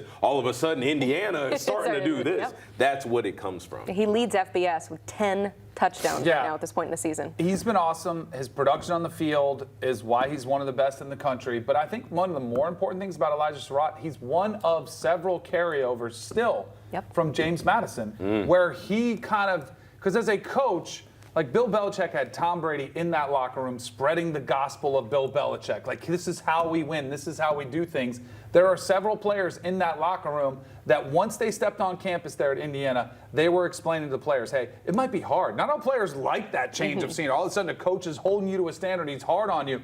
But if you have guys like Mikael Kamara on the defensive side of the ball, D'Angelo Pons, Elijah Surratt in that locker room saying, no, just listen. Just put in the work. It'll turn into results. I think that is huge. So I think from a leadership perspective, Elijah Surratt might mean even more than he does on the field. Yeah, he has that proof of concept, which is why we saw more players want to transfer there, like a running back, Roman Hemby. That is an underrated storyline in this game because he is a Maryland transfer. He spent his first couple years. You know this game means a whole lot to him, but what does he add to this offense that's averaging 45.5 points a game this season? Beautiful harmony. Harmony. I don't know why I said it like, because my mind was wanting me to say harmonious, but beautiful harmony. Yes, that's what you he want brings from your running back. Yeah, that's what he brings to this offense. Because again, I'll say it. As well as Fernando Mendoza in the passing game is going, if you're a one-trick pony and you've got a defense as good as Maryland has, it's easy to find ways to kind of shut guys like Elijah Surratt down or get pressure on Fernando Mendoza. When you've got a run game that you can always turn and hand the ball off and you're guaranteed 2-3 yards, you're staying ahead of the down and distance. But more importantly, the running backs, they just deliver body blows to the defense. Play after play. It's like a boxer, right? You go for the gut, the kidney punches, all of a sudden, then you hit him with a haymaker over the top. Well, the running back, Hemby, he's the body punches. Fernando Mendoza, Elijah Surratt, they're the knockout. Well, this just in from Army and Air Force. It doesn't look like we're getting overtime, but we're getting under because Reagan Tubbs, the kicker, lines up I think you guys already know what's going to happen here. Army, he makes this 27-yard field goal attempt. So wow, no overtime in this one, but death, taxes, and the Service Academy unders. Army getting their first win of the Commander-in-Chief's trophy. Oh, they're very excited about that. Air Force, though, moves to 0-2 on their pursuit of the Commander-in-Chief's trophy. Guys, this is going to be an exciting Army-Navy game. Lining up at the end of the regular season with both of those teams with a win. Danny Cannell, you're freaking out about something. What's going Vanderbilt, on? Texas. There's a very consequential call potentially. Vanderbilt did score, and they went for 2, and they gave him the 2-point conversion, which cuts it to 10. But the more times they look at this, the more I think he's short. But this is a huge call in the SEC to see whether they cut it to 10 or it stays at 11. All right, we will continue to check in with that one, but I want to send things to Tiffany Blackman, who is with the winning head coach, Jeff Monken. He's short. He's short. Coach Monken, I saw you embrace your quarterback and Cale Helms. Tell me about that play call that you had to set up the game-winning field goal with that pass to Brady Anderson. He had overthrown the post route a couple of times. Pardon me, I'm out of breath. And just overthrew it. We got one up with a PI, and he overthrew another one to Noah. And when we needed it, man, he made a great throw. And Brady did a great job getting on top. It's hard to do that in that situation, and when they know we got to get a field goal. And, man, I'm just so proud of the effort. The guys just kept fighting. You said this was a bloodbath. These CIC games never disappoint. You haven't won here in quite some time, almost 10 years, Coach. What does this moment feel like to do it with this team? Well, we hadn't played here since 2019, so we let that one get away from us. I'm glad we came back and answered the call this time around. Congratulations, Coach. Thanks a lot. Beat Navy. Well, there you have it. A big win for Army in this one. And Danny, a big win for Tom Fornelli, who we know. That's right. Got another one. Just keep going to the well every single time. Fornelli Advisors, he does not steer you in the wrong direction. Does not miss. But unfortunately, there is a loser to this side, and that is our friend Mikey Overs. But he took a chance on that one. We are counting you down to kickoff. Less than 21 minutes to go until we see the number 2 Indiana Hoosiers on display on CBS, taking on Maryland. Stick with us here on CBS Sports HQ. You can't count on accurate expiration dates. No. That is a rookie mistake. Or the kindness of strangers. But you can always count on Sundays with the NFL on CBS, streaming on Paramount+. You think you understand how this business works, but you don't. I now know why Mommy was so stressed. What's the plan here? Landman, new season, streaming November 16th, only on Paramount+. Survivor is always evolving. This is your moment. I will try to be brave, but not on day one. This is your season.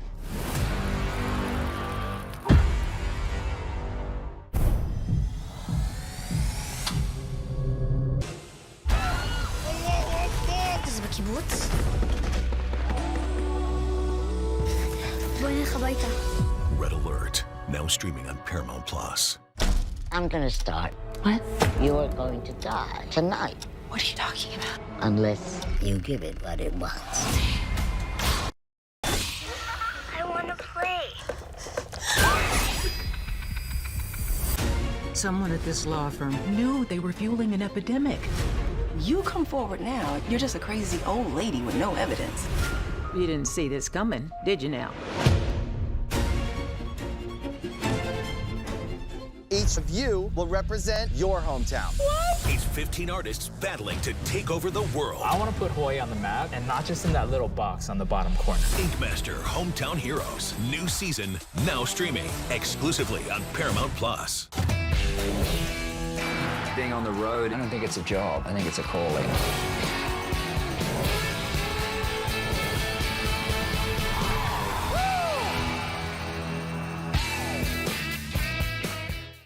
This is European soccer's biggest stage. Written in the stars! What a difference she has made! The question is, can you handle it? Can you handle it? The crowd here feels electric. Stream every match of the UEFA Women's Champions League on Paramount+. It's so loud in here. Oh, man, this is awesome. That power. Oh, my goodness. What a performance. My name is Francois Crutchfield, but everybody calls me Crutch. Crutch. We got a lot of experience of grown kids that's never ready to leave the eat anything. I do have one question. We didn't mean right now.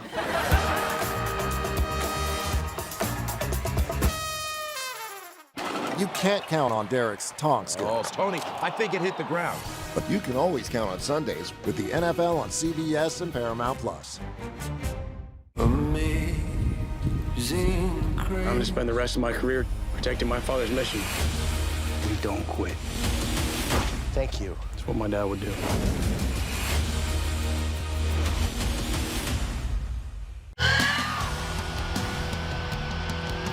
The global sports phenomenon has a new home. Coming down the mountain!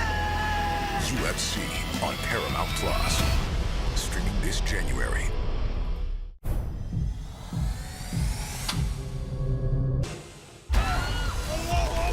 זה בקיבוץ?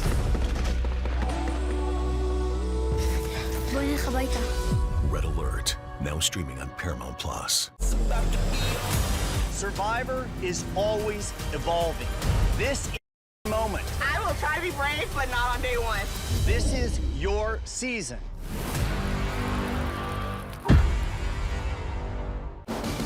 This just in, to CBS Sports HQ, the Doors are making it a game thanks to Diego Pavia, a wide open Eli Stowers 67-yard touchdown pass. They go for two. It's good, even though it was up for debate a little bit. So it's a 10-point game with about 3 minutes left in the fourth quarter. Danny Cannell, you have a tweet that says that was short. Yes. But there is, man, a massive difference between a 10-point and 11-point game. Yes, there is. As we are about to learn about Texas trying to close out this game, this is one where you're at home, you're supposed to be Texas.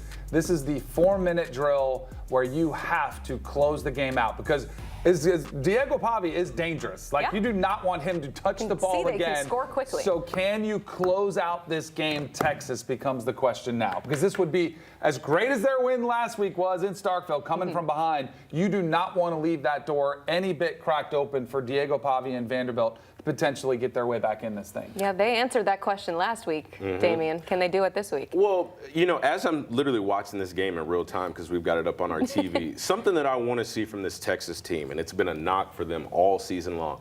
There's 3 minutes left. They're up by 10. Can they run the clock out? Because we've talked so much about Arch Manning, but we've also talked so much about where's the run game been? C.J. Baxter, Quintravian Wisner, guys who have experience. Where has the running game been all year long? Now you're on the brink of your best win of the season, your best resume booster. Run the clock out. Don't give the ball back to Diego Pavia and Vanderbilt. Run the clock out in the ball or in the game with the ball in your hands. That'll be a sign that Texas is making a step, in my opinion. Yeah, Quintravian Wisner is taking the lead, carries 18 for 75 yards and a score. C.J. Baxter just 5 for 20.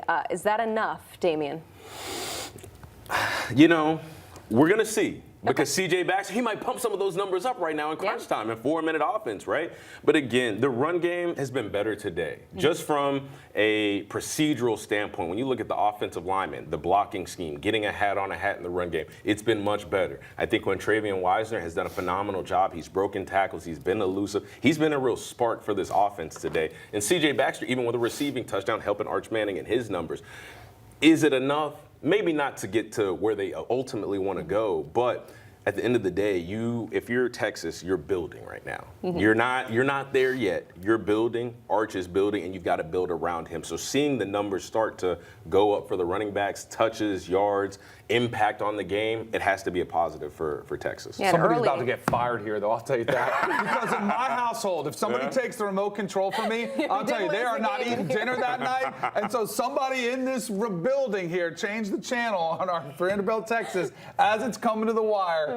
Boy, they better be hiding. I'm going to be on the warpath after this one. We better get that game back up soon. All right, we're going to work on getting that game back up here in the studio, but how about some more scores? Ooh, that's impressive. The Mean Green, 30 31-17 victory. And North Texas still very much alive in that American race. Navy was one of the undefeated teams in college football, no longer. That was my favorite in the American Conference. Hold on now. You guys were talking Navy about this game? Yeah, they were. That's right. You drafted them. You drafted I did earlier. I drafted them. Yes, you were all over Navy, so what do you think, Damien? I Can't mean, be taking a loss like this. I mean, I look at the numbers for Blake Horvath. 8 for 14, 2 interceptions. I mean, he had 110 plus on the ground and a rushing touchdown. But anytime you throw more picks than you throw touchdowns, giving the ball to the other team, that is a recipe for disaster. The saying goes, you cannot win until you keep from losing. Throwing 2 interceptions, that's losing football. That's a resilient win, too, for North Texas. Yeah. For them to come up big in that spot. Remember, they had the tough loss against USF. They gave up 63 points in that.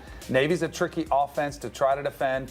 They still stay in that spot, potentially from the American as a one-loss team to be that Group of 5 representative in the playoffs. And the American Conference race is wild. So incredibly interesting. You saw Memphis win again. Obviously, we're keeping eyes on what USF is doing.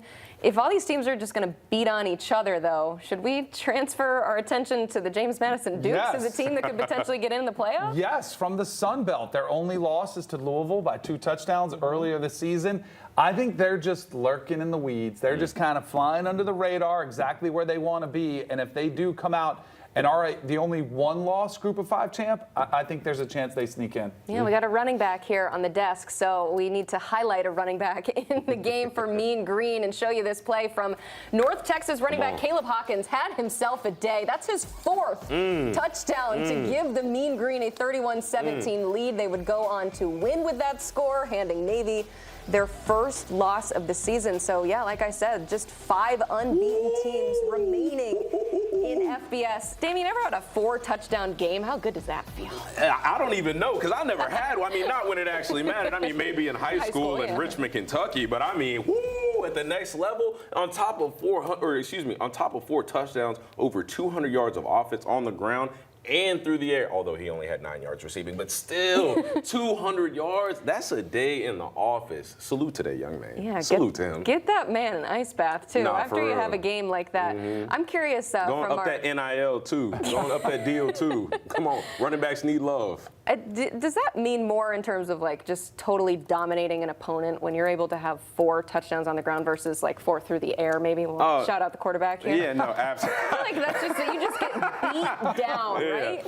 Well, because so what did I talk about earlier with running backs, right? You're delivering the body blows. That's your job, right? Well, when you come out and you're the one throwing the haymakers, you know, hey, everybody, just chill. Just chill. I got it. Put the game on my shoulders today. I'm gonna go out, put out 200 yards of offense, 4 touchdowns.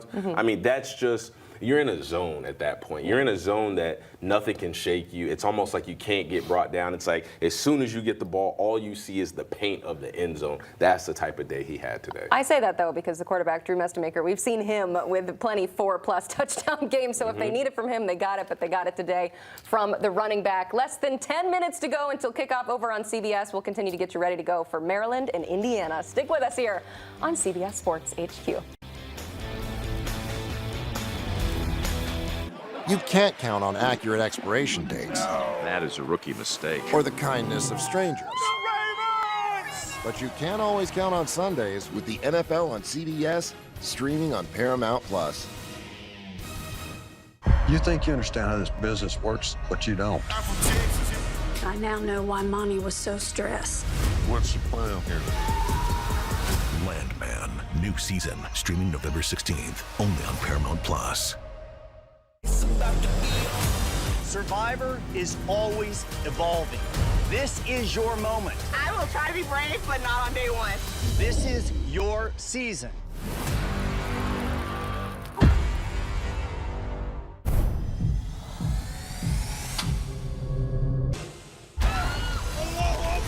זה בקיבוץ? בואי נלך הביתה. Red Alert, now streaming on Paramount. I'm gonna start. What? You're going to die tonight. What are you talking about? Unless you give it what it wants. I want to play. Someone at this law firm knew they were fueling an epidemic. You come forward now, you're just a crazy old lady with no evidence. You didn't see this coming, did you now?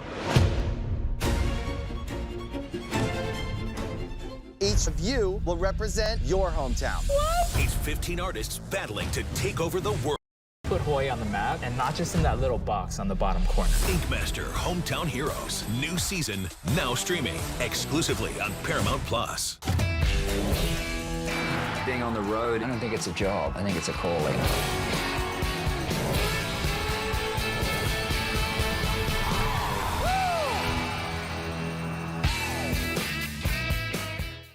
This is European soccer's biggest stage. Written in the stars. What a difference she has made. The question is, can you handle it? Tell me, can you handle it?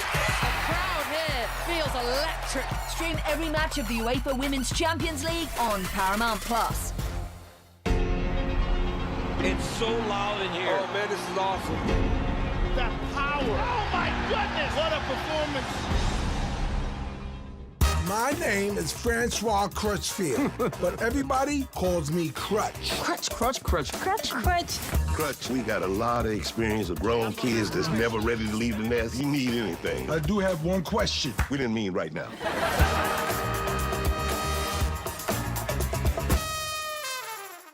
You can't count on Derek's tongue skills. Oh, Tony, I think it hit the ground. But you can always count on Sundays with the NFL on CBS and Paramount+. Got a final score to give you in the Big Ten. Ohio State 38-14 over Penn State. Headed into this game, we knew we were going to learn something about this Buckeyes offense. I learned that Julian Sayin, 20 of 23, 316, 4 touchdowns for him.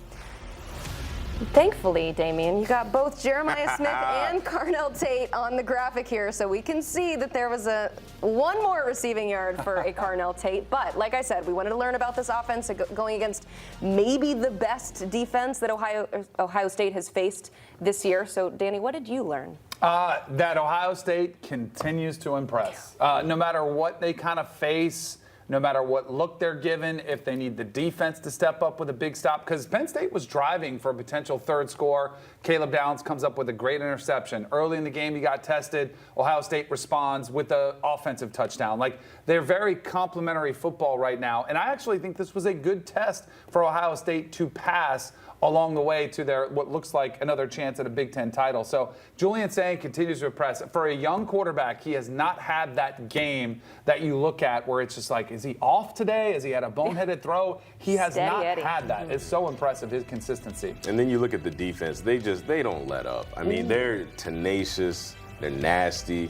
They swarm you. I mean, the penalty that they called on Caleb Downs and for him to immediately step back on the field and then go get an interception to seal the game, I mean, that's what we're talking about in terms of dominance. That's what we are learning about this Ohio State team. It's not that they're good, it's that they're dominant. And although we're not sure if they're going to win the national championship, we're not sure if they're even going to make it to the Big Ten championship, but with our own eyes, as we sit and we watch college football, there isn't a more bulletproof team in college football right now than Ohio State. And part of that, I know we talk about Indiana and what they've got going on. The only difference is Ohio State, they've been there before. They're coming off of winning that national championship and being so dominant in your quest for a second one in a row. They're not letting up off the gas. You know what would be interesting? You know what would be interesting to see is, depending on what Fernando Mendoza does today, you could see Julian Sayin jump to the forefront of the Heisman Trophy. He's in the top 3. He's already been there, but if Mendoza just throws 2 touchdowns, which is still a pretty good day, and it's average, you could see Julian Sayin make a big stride today in the Heisman. It'd be interesting. If you were not following the CBS Sports college football account on Instagram, first off, what are you doing? Go ahead, go follow them right now. We had a fun social video that we did this morning where we picked our scariest teams, and I picked Ohio State because of things like that. Yeah, that's a scary dude right there. The fact that you have Jeremiah Smith, crazy one-handed grab, and according to Damian Harris, might not even be the best wide receiver on this team. It is a terrifying prospect. This is not great television here, but I'm just going to read off the amount of points that this defense has given up this season. 7, 0, 9, 6, 3, 16, 0, 14.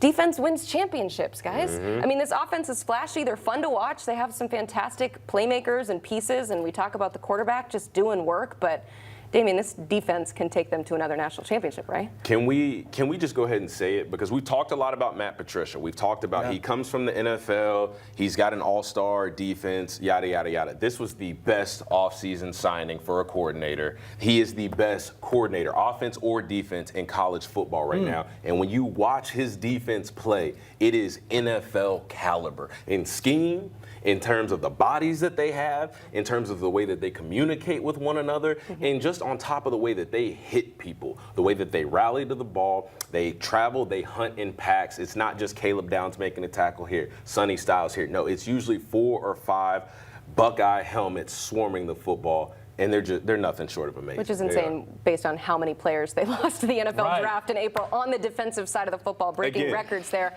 For what it's worth, Vegas never sleeps, so they have updated the Heisman odds. Right now, the favorite, Jeremiah Smith at plus 165. Excuse me. Thank you. Okay. Julian Sayin. Thank you. Did you see me back up from the desk? Did you see me back up? Yo, I was finna go get in my car right now. I was finna go get in the whip.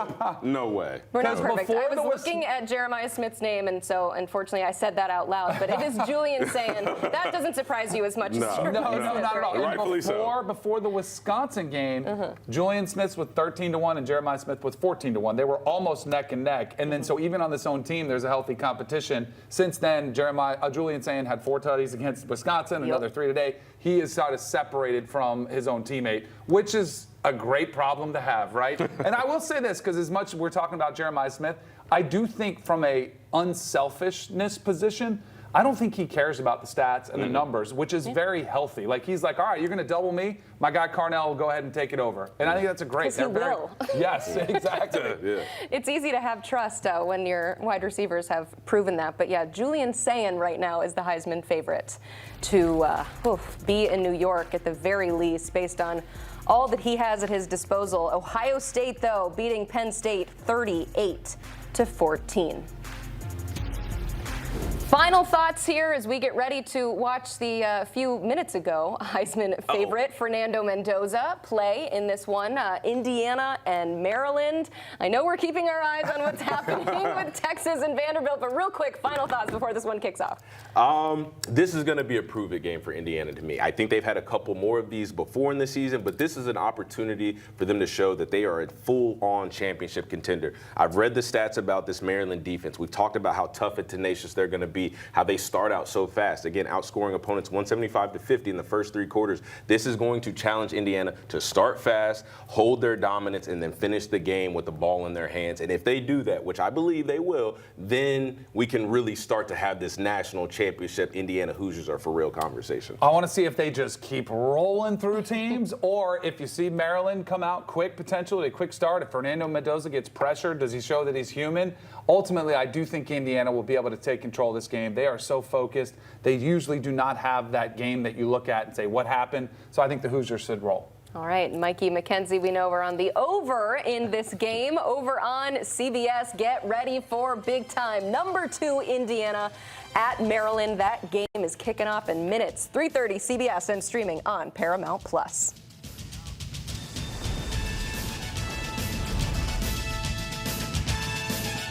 You can't count on accurate expiration dates. No, that is a rookie mistake. Or the kindness of strangers. But you can always count on Sundays with the NFL on CBS, streaming on Paramount+. You think you understand how this business works, but you don't.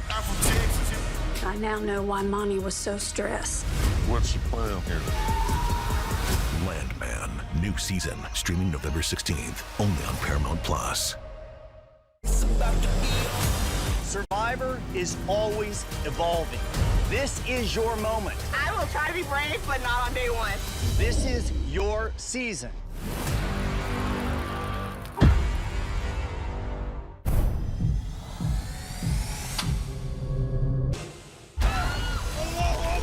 זה בקיבוץ? בואי נלך הביתה. Red Alert, now streaming on Paramount+. I'm gonna start. What? You're going to die tonight. What are you talking about? Unless you give it what it wants.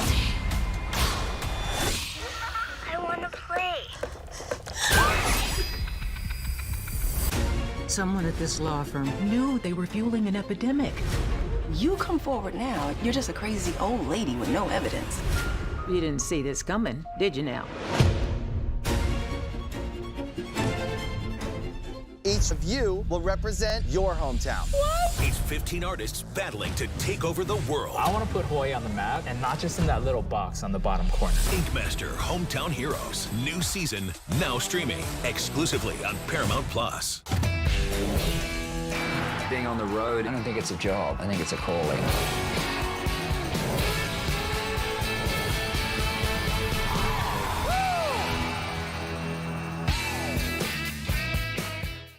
This is European soccer's biggest stage. Written in the stars. What a difference she has made. The question is, can you handle it? Can you handle it? A crowd here feels electric. Stream every match of the UEFA Women's Champions League on Paramount Plus. It's so loud in here. Oh man, this is awesome. That power. Oh my goodness, what a performance. My name is Francois Crutchfield, but everybody calls me Crutch. Crutch, crutch, crutch. Crutch, crutch. Crutch, we got a lot of experience with grown kids that's never ready to leave the nest. You need anything. I do have one question. We didn't mean right now.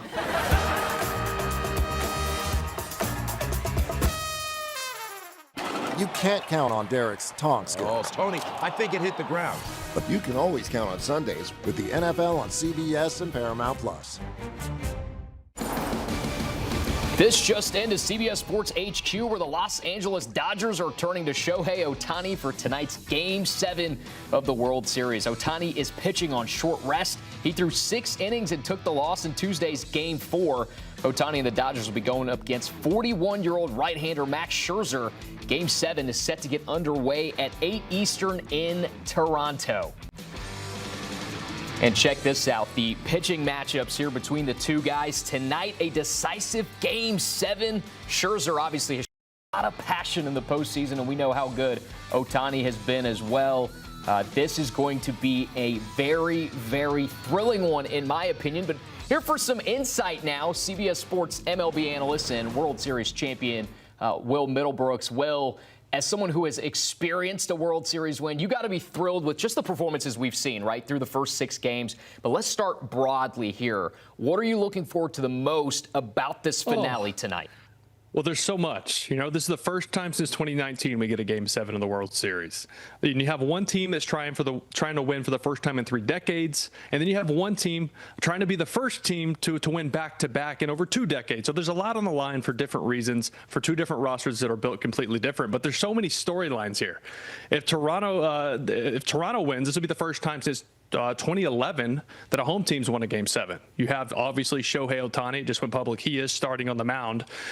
So he's trying to send home the team that he was, quote unquote, on the plane to go sign with. That actually wasn't happening, but it's fun for the media, right? You got Mookie Betts playing for his 4th World Series title. You have Vladdy Jr. putting together one of the best postseason offensive performances of all time. Is this Clayton Kershaw's last game ever? It sure is. Are we going to see him? Who knows? It could be in a big spot late. Then you have Max Scherzer, right? He was the last pitcher to win the last Game 7 when he was with Washington, and now he'll be the oldest to ever start Game 7 of the World Series. And you had the 18-inning game and the chaotic, abrupt ending to Game 6 last night. You can't beat this. This is what it's about. I could just see the excitement in your eyes. We were talking before you came on, and your thoughts are racing. So I know how excited you are just as a baseball guy about this. And we just saw that graphic. We don't get many Game 7s in this sport, but from a player's perspective, what is the mindset going into 7, and how do you keep those nerves down when you know so much is at stake and you are so close to winning it all? So I never, unfortunately, however you want to look at it, never played in a Game 7. I played in 2 Game 6s in the ALCS against Detroit and then a Game 6 against St. Louis in the World Series. Thank God I didn't have to go that next night, because I know most of these players laid in bed and stared at the ceiling all night and thought about if you're Toronto, you thought about every opportunity that went by yesterday where you could be partying right now. You could have the trophy and be planning to get your ring in April next season. but there's so many things that didn't go their way, right? And now they're faced with one of the best rosters of all time in the Dodgers, and in a Game 7 where all hands on deck. Anything can happen. Anything and everything will happen. You said it. I'm excited. I know. I'm fired up for this. Game time can't get here.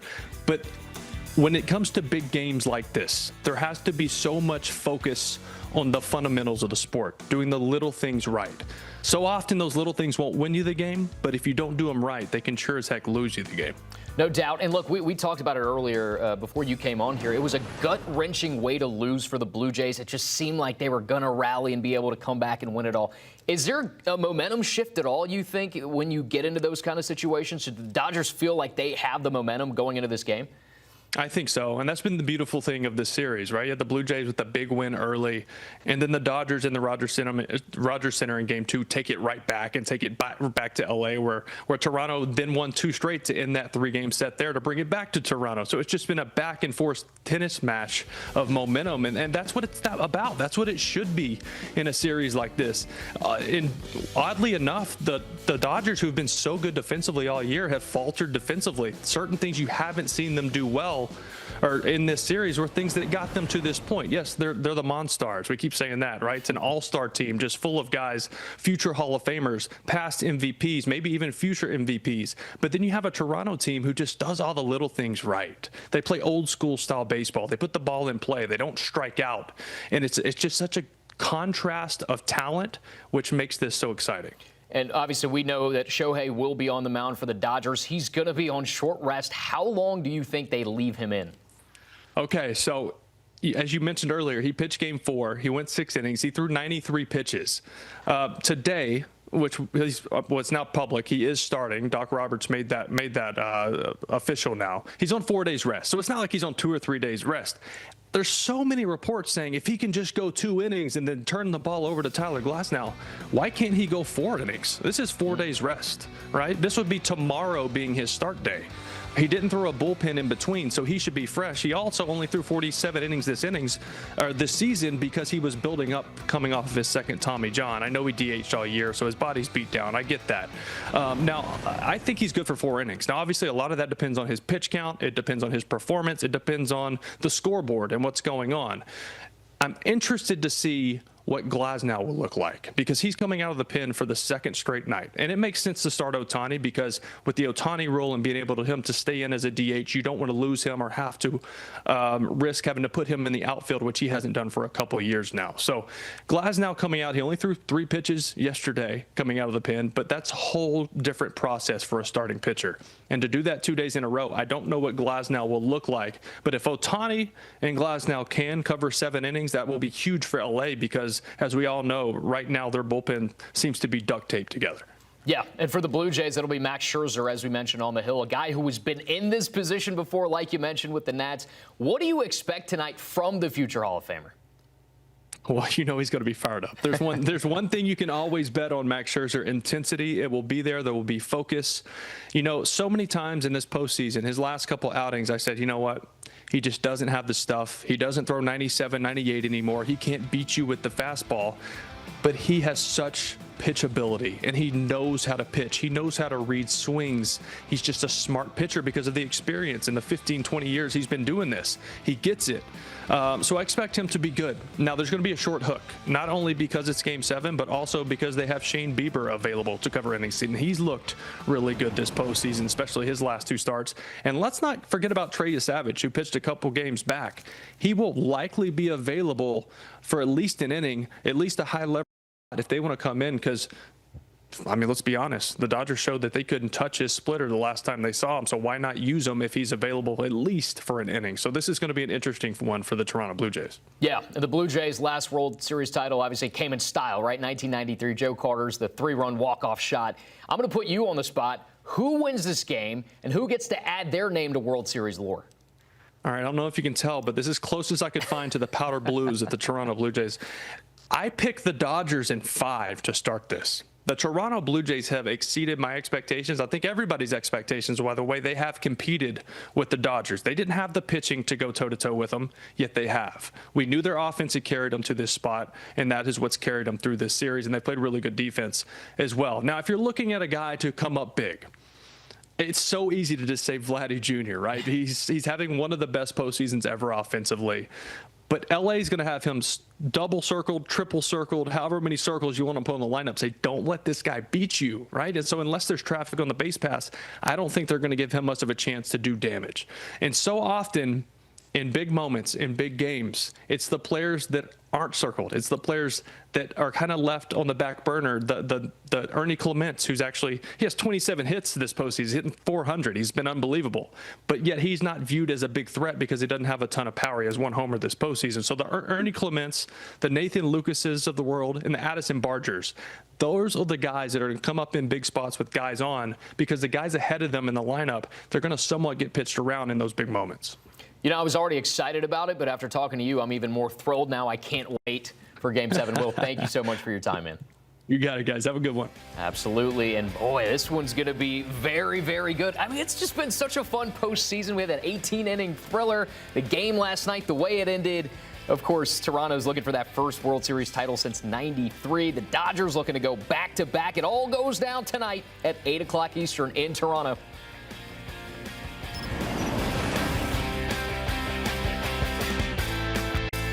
You can't count on accurate expiration dates. That is a rookie mistake. Or the kindness of strangers. But you can always count on Sundays with the NFL on CBS, streaming on Paramount+. You think you understand how this business works, but you don't. I now know why Monty was so stressed. What's the plan here? Landman, new season, streaming November 16th, only on Paramount+. Survivor is always evolving. This is your moment. I will try to be brave, but not on day one. This is your season.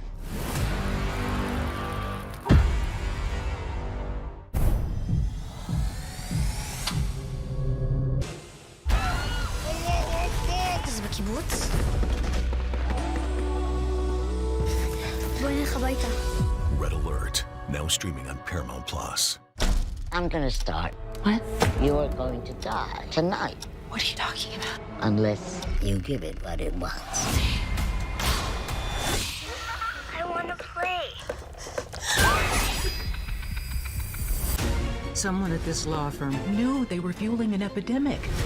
You come forward now, you're just a crazy old lady with no evidence. You didn't see this coming, did you now? Each of you will represent your hometown. It's 15 artists battling to take over the world. I want to put Hawaii on the map, and not just in that little box on the bottom corner. Ink Master Hometown Heroes, new season, now streaming exclusively on Paramount+. Being on the road, I don't think it's a job. I think it's a calling.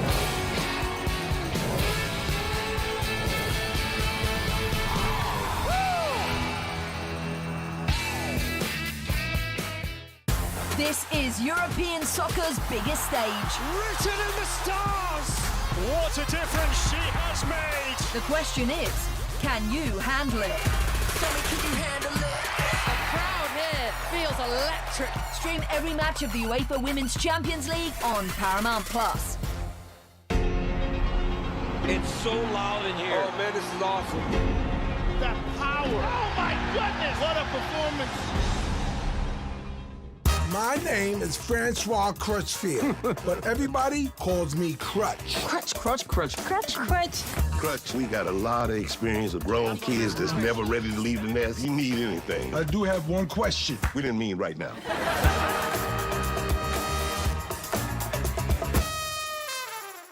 You can't count on Derek's tongue skills. Oh, Tony, I think it hit the ground. But you can always count on Sundays with the NFL on CBS and Paramount+. Everything South Park is streaming on Paramount+. All right, everyone, listen up. Every character, every story, every season. That sounds like so much fun! Everything South Park. All seasons, new episodes, and more. Now streaming on Paramount+.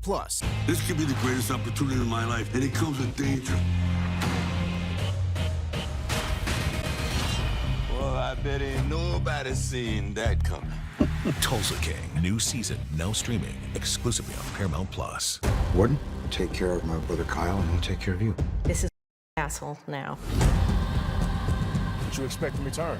on the ship. Mayor of Kingstown. New season now streaming on Paramount Plus. I'm going to spend the rest of my career protecting my father's mission. We don't quit. Thank you. That's what my dad would do.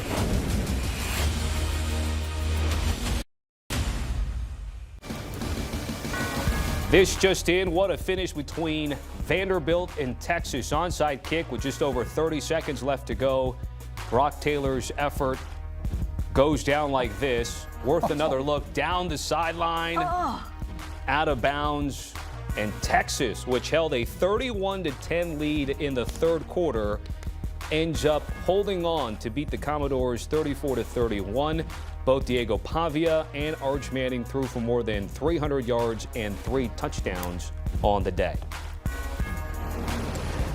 Hey there, folks. Welcome to College Football Postgame. I'm Tommy Tran with Mackenzie Brooks and Danny Cannell. Now, we all love ourselves a little bit of the action, Danny, and this was a classic where you got it and when you got it. Anywhere between 2.5 and 3.5 in this game, and it lands on 3. I mean, of course it did. And I really did feel, we talked about in the pregame show, I said, I liked Texas if you're laying 2.5, and I liked Vanderbilt if you were getting 3.5 with the Commodores. So ultimately it landed right there, and it does show you the margins are so tight there. But I will say, that was one that I think both of these teams are probably going to feel a little bit like they left something on the field. I think Texas is going to feel like, man, we dodged an absolute disaster because they were in much more control of that game than I think the final score indicated. And if you're Vanderbilt, you have to be thinking, man, we were this close. I mean, that ball stays in bounds on that onside kick. They're able to get it. You almost feel like it was inevitable. They were going to score, possibly go to overtime. So they have to be kicking themselves as well, just thinking what an opportunity that was wasted there at the end of that game. But what a fun finish.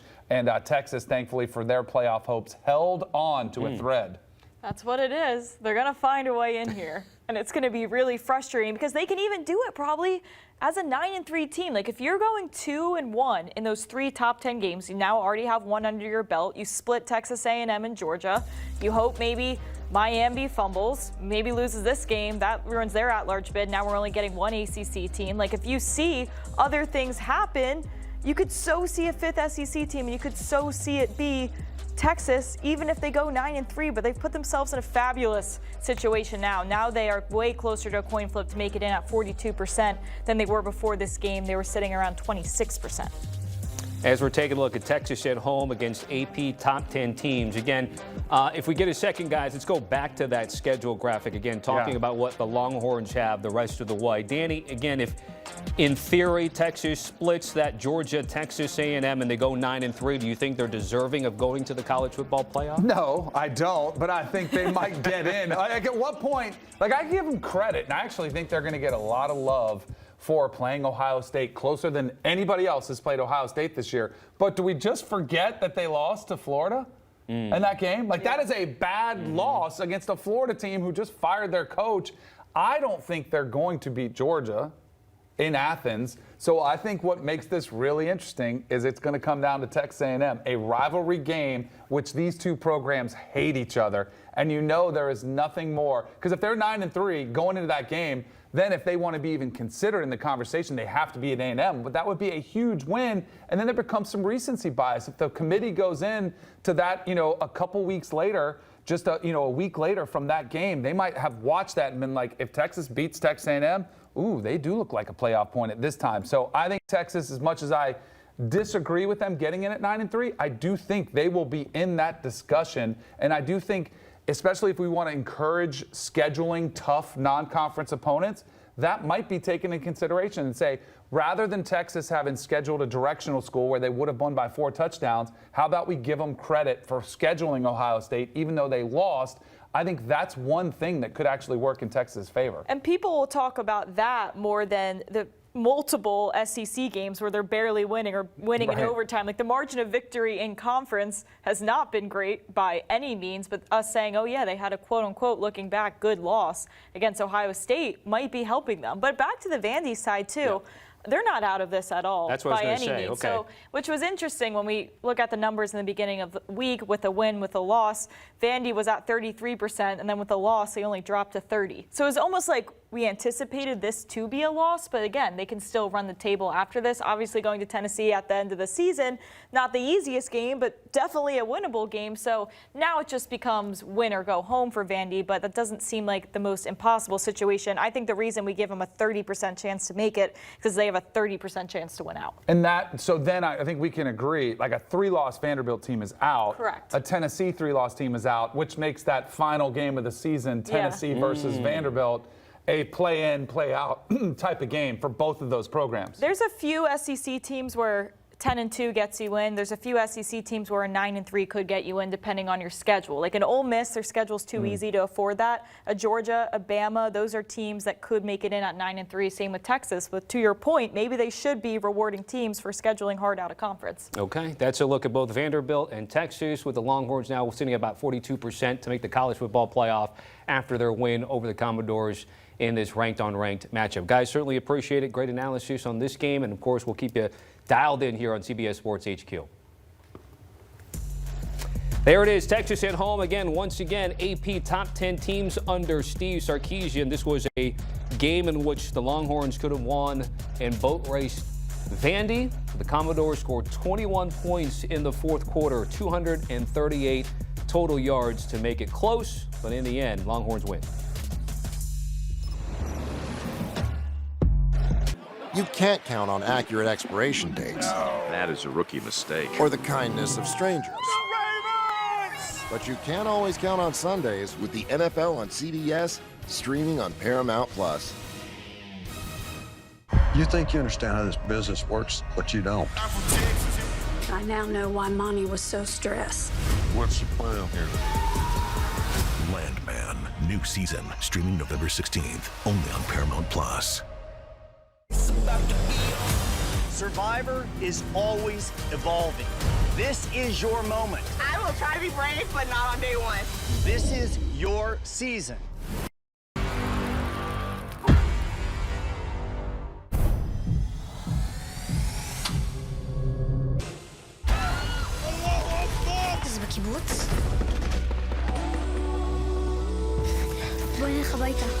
Red Alert, now streaming on Paramount+. I'm gonna start. What? You're going to die tonight. What are you talking about? Unless you give it what it wants.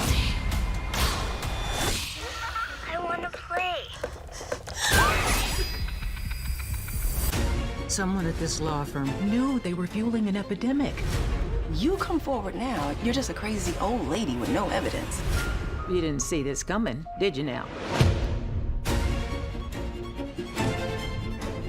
Each of you will represent your hometown. It's 15 artists battling to take over the world. I want to put Hawaii on the map, and not just in that little box on the bottom corner. Ink Master Hometown Heroes, new season, now streaming exclusively on Paramount+.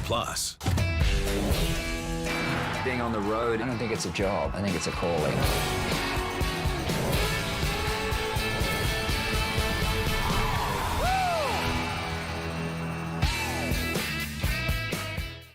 This is European soccer's biggest stage. Written in the stars! What a difference she has made! The question is, can you handle it? Tell me, can you handle it? A crowd here feels electric. Stream every match of the UEFA Women's Champions League on Paramount+. It's so loud in here. Oh man, this is awesome. That power. Oh my goodness, what a performance. My name is Francois Crutchfield, but everybody calls me Crutch. Crutch. Crutch. Crutch, we got a lot of experience with grown kids that's never ready to leave the nest. You need anything. I do have one question. We didn't mean right now.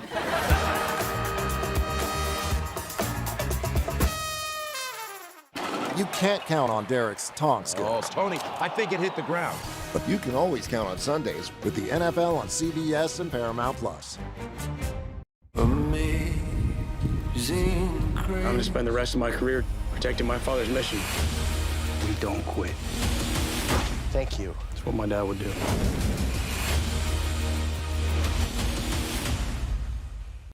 Someone at this law firm knew they were fueling an epidemic. You come forward now, you're just a crazy old lady with no evidence. You didn't see this coming, did you now?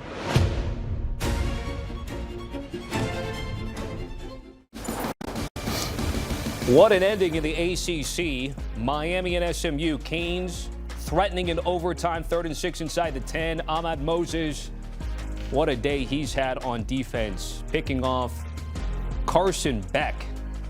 Worth another look is Beck in the pocket, double, triple clutching, throwing the interception. SMU would then flip things around and score the game-winning touchdown to win it. 26-20 from Gerald Ford Stadium. We'll hit a break here on CBS Sports HQ. Have a full recap of what we saw today in just a bit. You can't count on accurate expiration dates. That is a rookie mistake. Or the kindness of strangers. But you can always count on Sundays with the NFL on CBS, streaming on Paramount+. You think you understand how this business works, but you don't.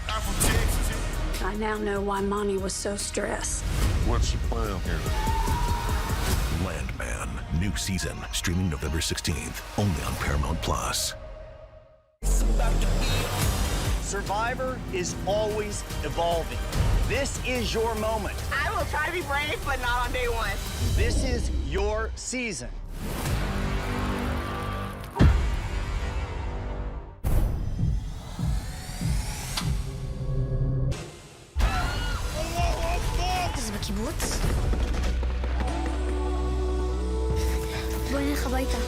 Red Alert, now streaming on Paramount+. I'm gonna start. What? You're going to die tonight. What are you talking about? Unless you give it what it wants. I want to play. Someone at this law firm knew fueling an epidemic. You come forward now, you're just a crazy old lady with no evidence. You didn't see this coming, did you now? Each of you will represent your hometown. It's 15 artists battling to take over the world. I want to put Hawaii on the map, and not just in that little box on the bottom corner. Ink Master Hometown Heroes, new season, now streaming exclusively on Paramount+. Being on the road, I don't think it's a job. I think it's a calling.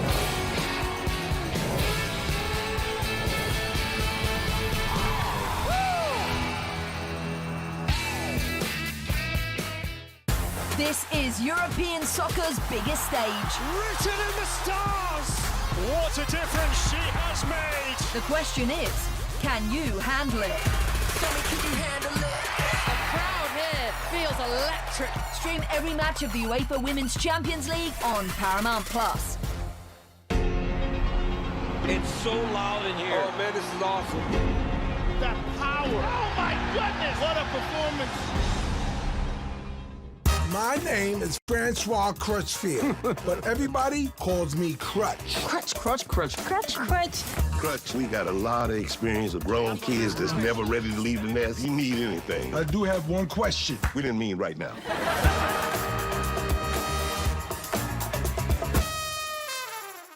You can't count on Derek's tongue skills. Oh, Tony, I think it hit the ground.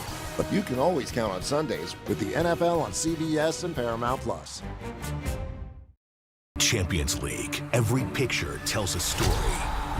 And every great story Would you believe this? needs an audience. Paris Saint-Germain have won the Champions League. It's a really special moment. Step inside the frame and feel every match, every goal, Truly remarkable. every moment of the world's best soccer. Shakespearean drama, that's all you can say. The UEFA Champions League, every goal, every game, live on Paramount+. Welcome to a fresh hour of CBS Sports HQ. I'm Tommy Tran. This hour presented by UKG. And boy, we've already seen some fun things on this college football Saturday, especially in the noon slate and ending at Ford Stadium in the ACC. SMU taking down number 10 Miami 26-20. Carson Beck 274 passing, 2 touchdowns, 2 interceptions, including 1 costly pick in overtime that allowed TJ Harden to score from 1 yard out to give the Mustangs a victory at home to improve to 6-3. And for Miami, they now fall to 6-2 overall. Welcome to college football postgame. I'm Tommy Tran with Mackenzie Brooks and Danny Cannell. So 10.5-point favorites is what Miami came into the week. It actually closed around 8.5, so there's some money on the ponies here. This was a close game. This was one won by SMU. What stood out to you about how they were able to do it, Danny? Kevin Jennings, playing the role of hero, he came into this game pretty banged up. He was hurt, and he finds a way to do it. He comes out of the game for a little bit, limping around, but yet ultimately wills his team to a win. You cannot say enough about Rhett Lashley and the job this SMU team did to stay in the game and make it a fourth quarter game. Miami had every opportunity to close this game out and could not do it. What a resounding win there for SMU. Rhett Lashley, just got the extension before the game. That seems to have paid off dividends for a program which really likes the way he's taken it. I think this is a really big win for SMU, but I think this is a devastating loss for the Miami Hurricanes, who I don't think had any margin to lose another game. Their only hope to get in the college football playoff now is to win the ACC, and even that looks dire the way the standings are setting up for the Canes. I was just going to say, you got Louisville, Virginia, SMU, Duke, and Georgia Tech all ahead of them now. Yeah. I mean, so you can hope other things happen and the rest of the conference cannibalizes itself. But I mean, I was the first to say this was about their at-large hopes. And that was because even if they won and they didn't even do it in style, I think that was going to be a poor look for them in general. The fact that you lose outright, it's hard to rationalize you making it to Charlotte for the ACC Conference Championship the way the rest of these teams in front of you are looking and the schedules they have. So this was one of two upsets we had on watch this week, this game and then Kansas State, Texas Tech. When you look at a model and when it comes into projecting a score for this game, there's about 120 minutes of really bad average ACC football on tape for this Miami team recently. When you think about that first half versus Stanford, that entire game versus Louisville, second half versus FSU, yes, we account for wins and losses, obviously, but there's a lot of minutes of really bad football from this team, and I think that's why we had this as such a close game, and then to see it come to fruition, it makes a lot of sense now. Yeah, it's interesting if we can bring up that schedule one more time, because there was a point in time, week 5, week 6 of the college football season, that Miami was considered the #1 team in the country. Brandon Marcello, our guy, puts the power rankings together, had the Canes #1 because they were power rated better, because they had the better resume. Danny, this is the second straight season that they're going to have this sort of second half collapse. And a reminder now that SMU actually has the more recent college football playoff appearance. And so for Miami, again, second straight year, Cam Ward last year, Carson Beck this year. What's sort of been the problem the last 3 to 4 weeks for this Canes team? It's a lot. I mean, this has been a problem for almost 20 years that the Miami Hurricanes, who were supposed to come in and give the ACC a perennial, champion.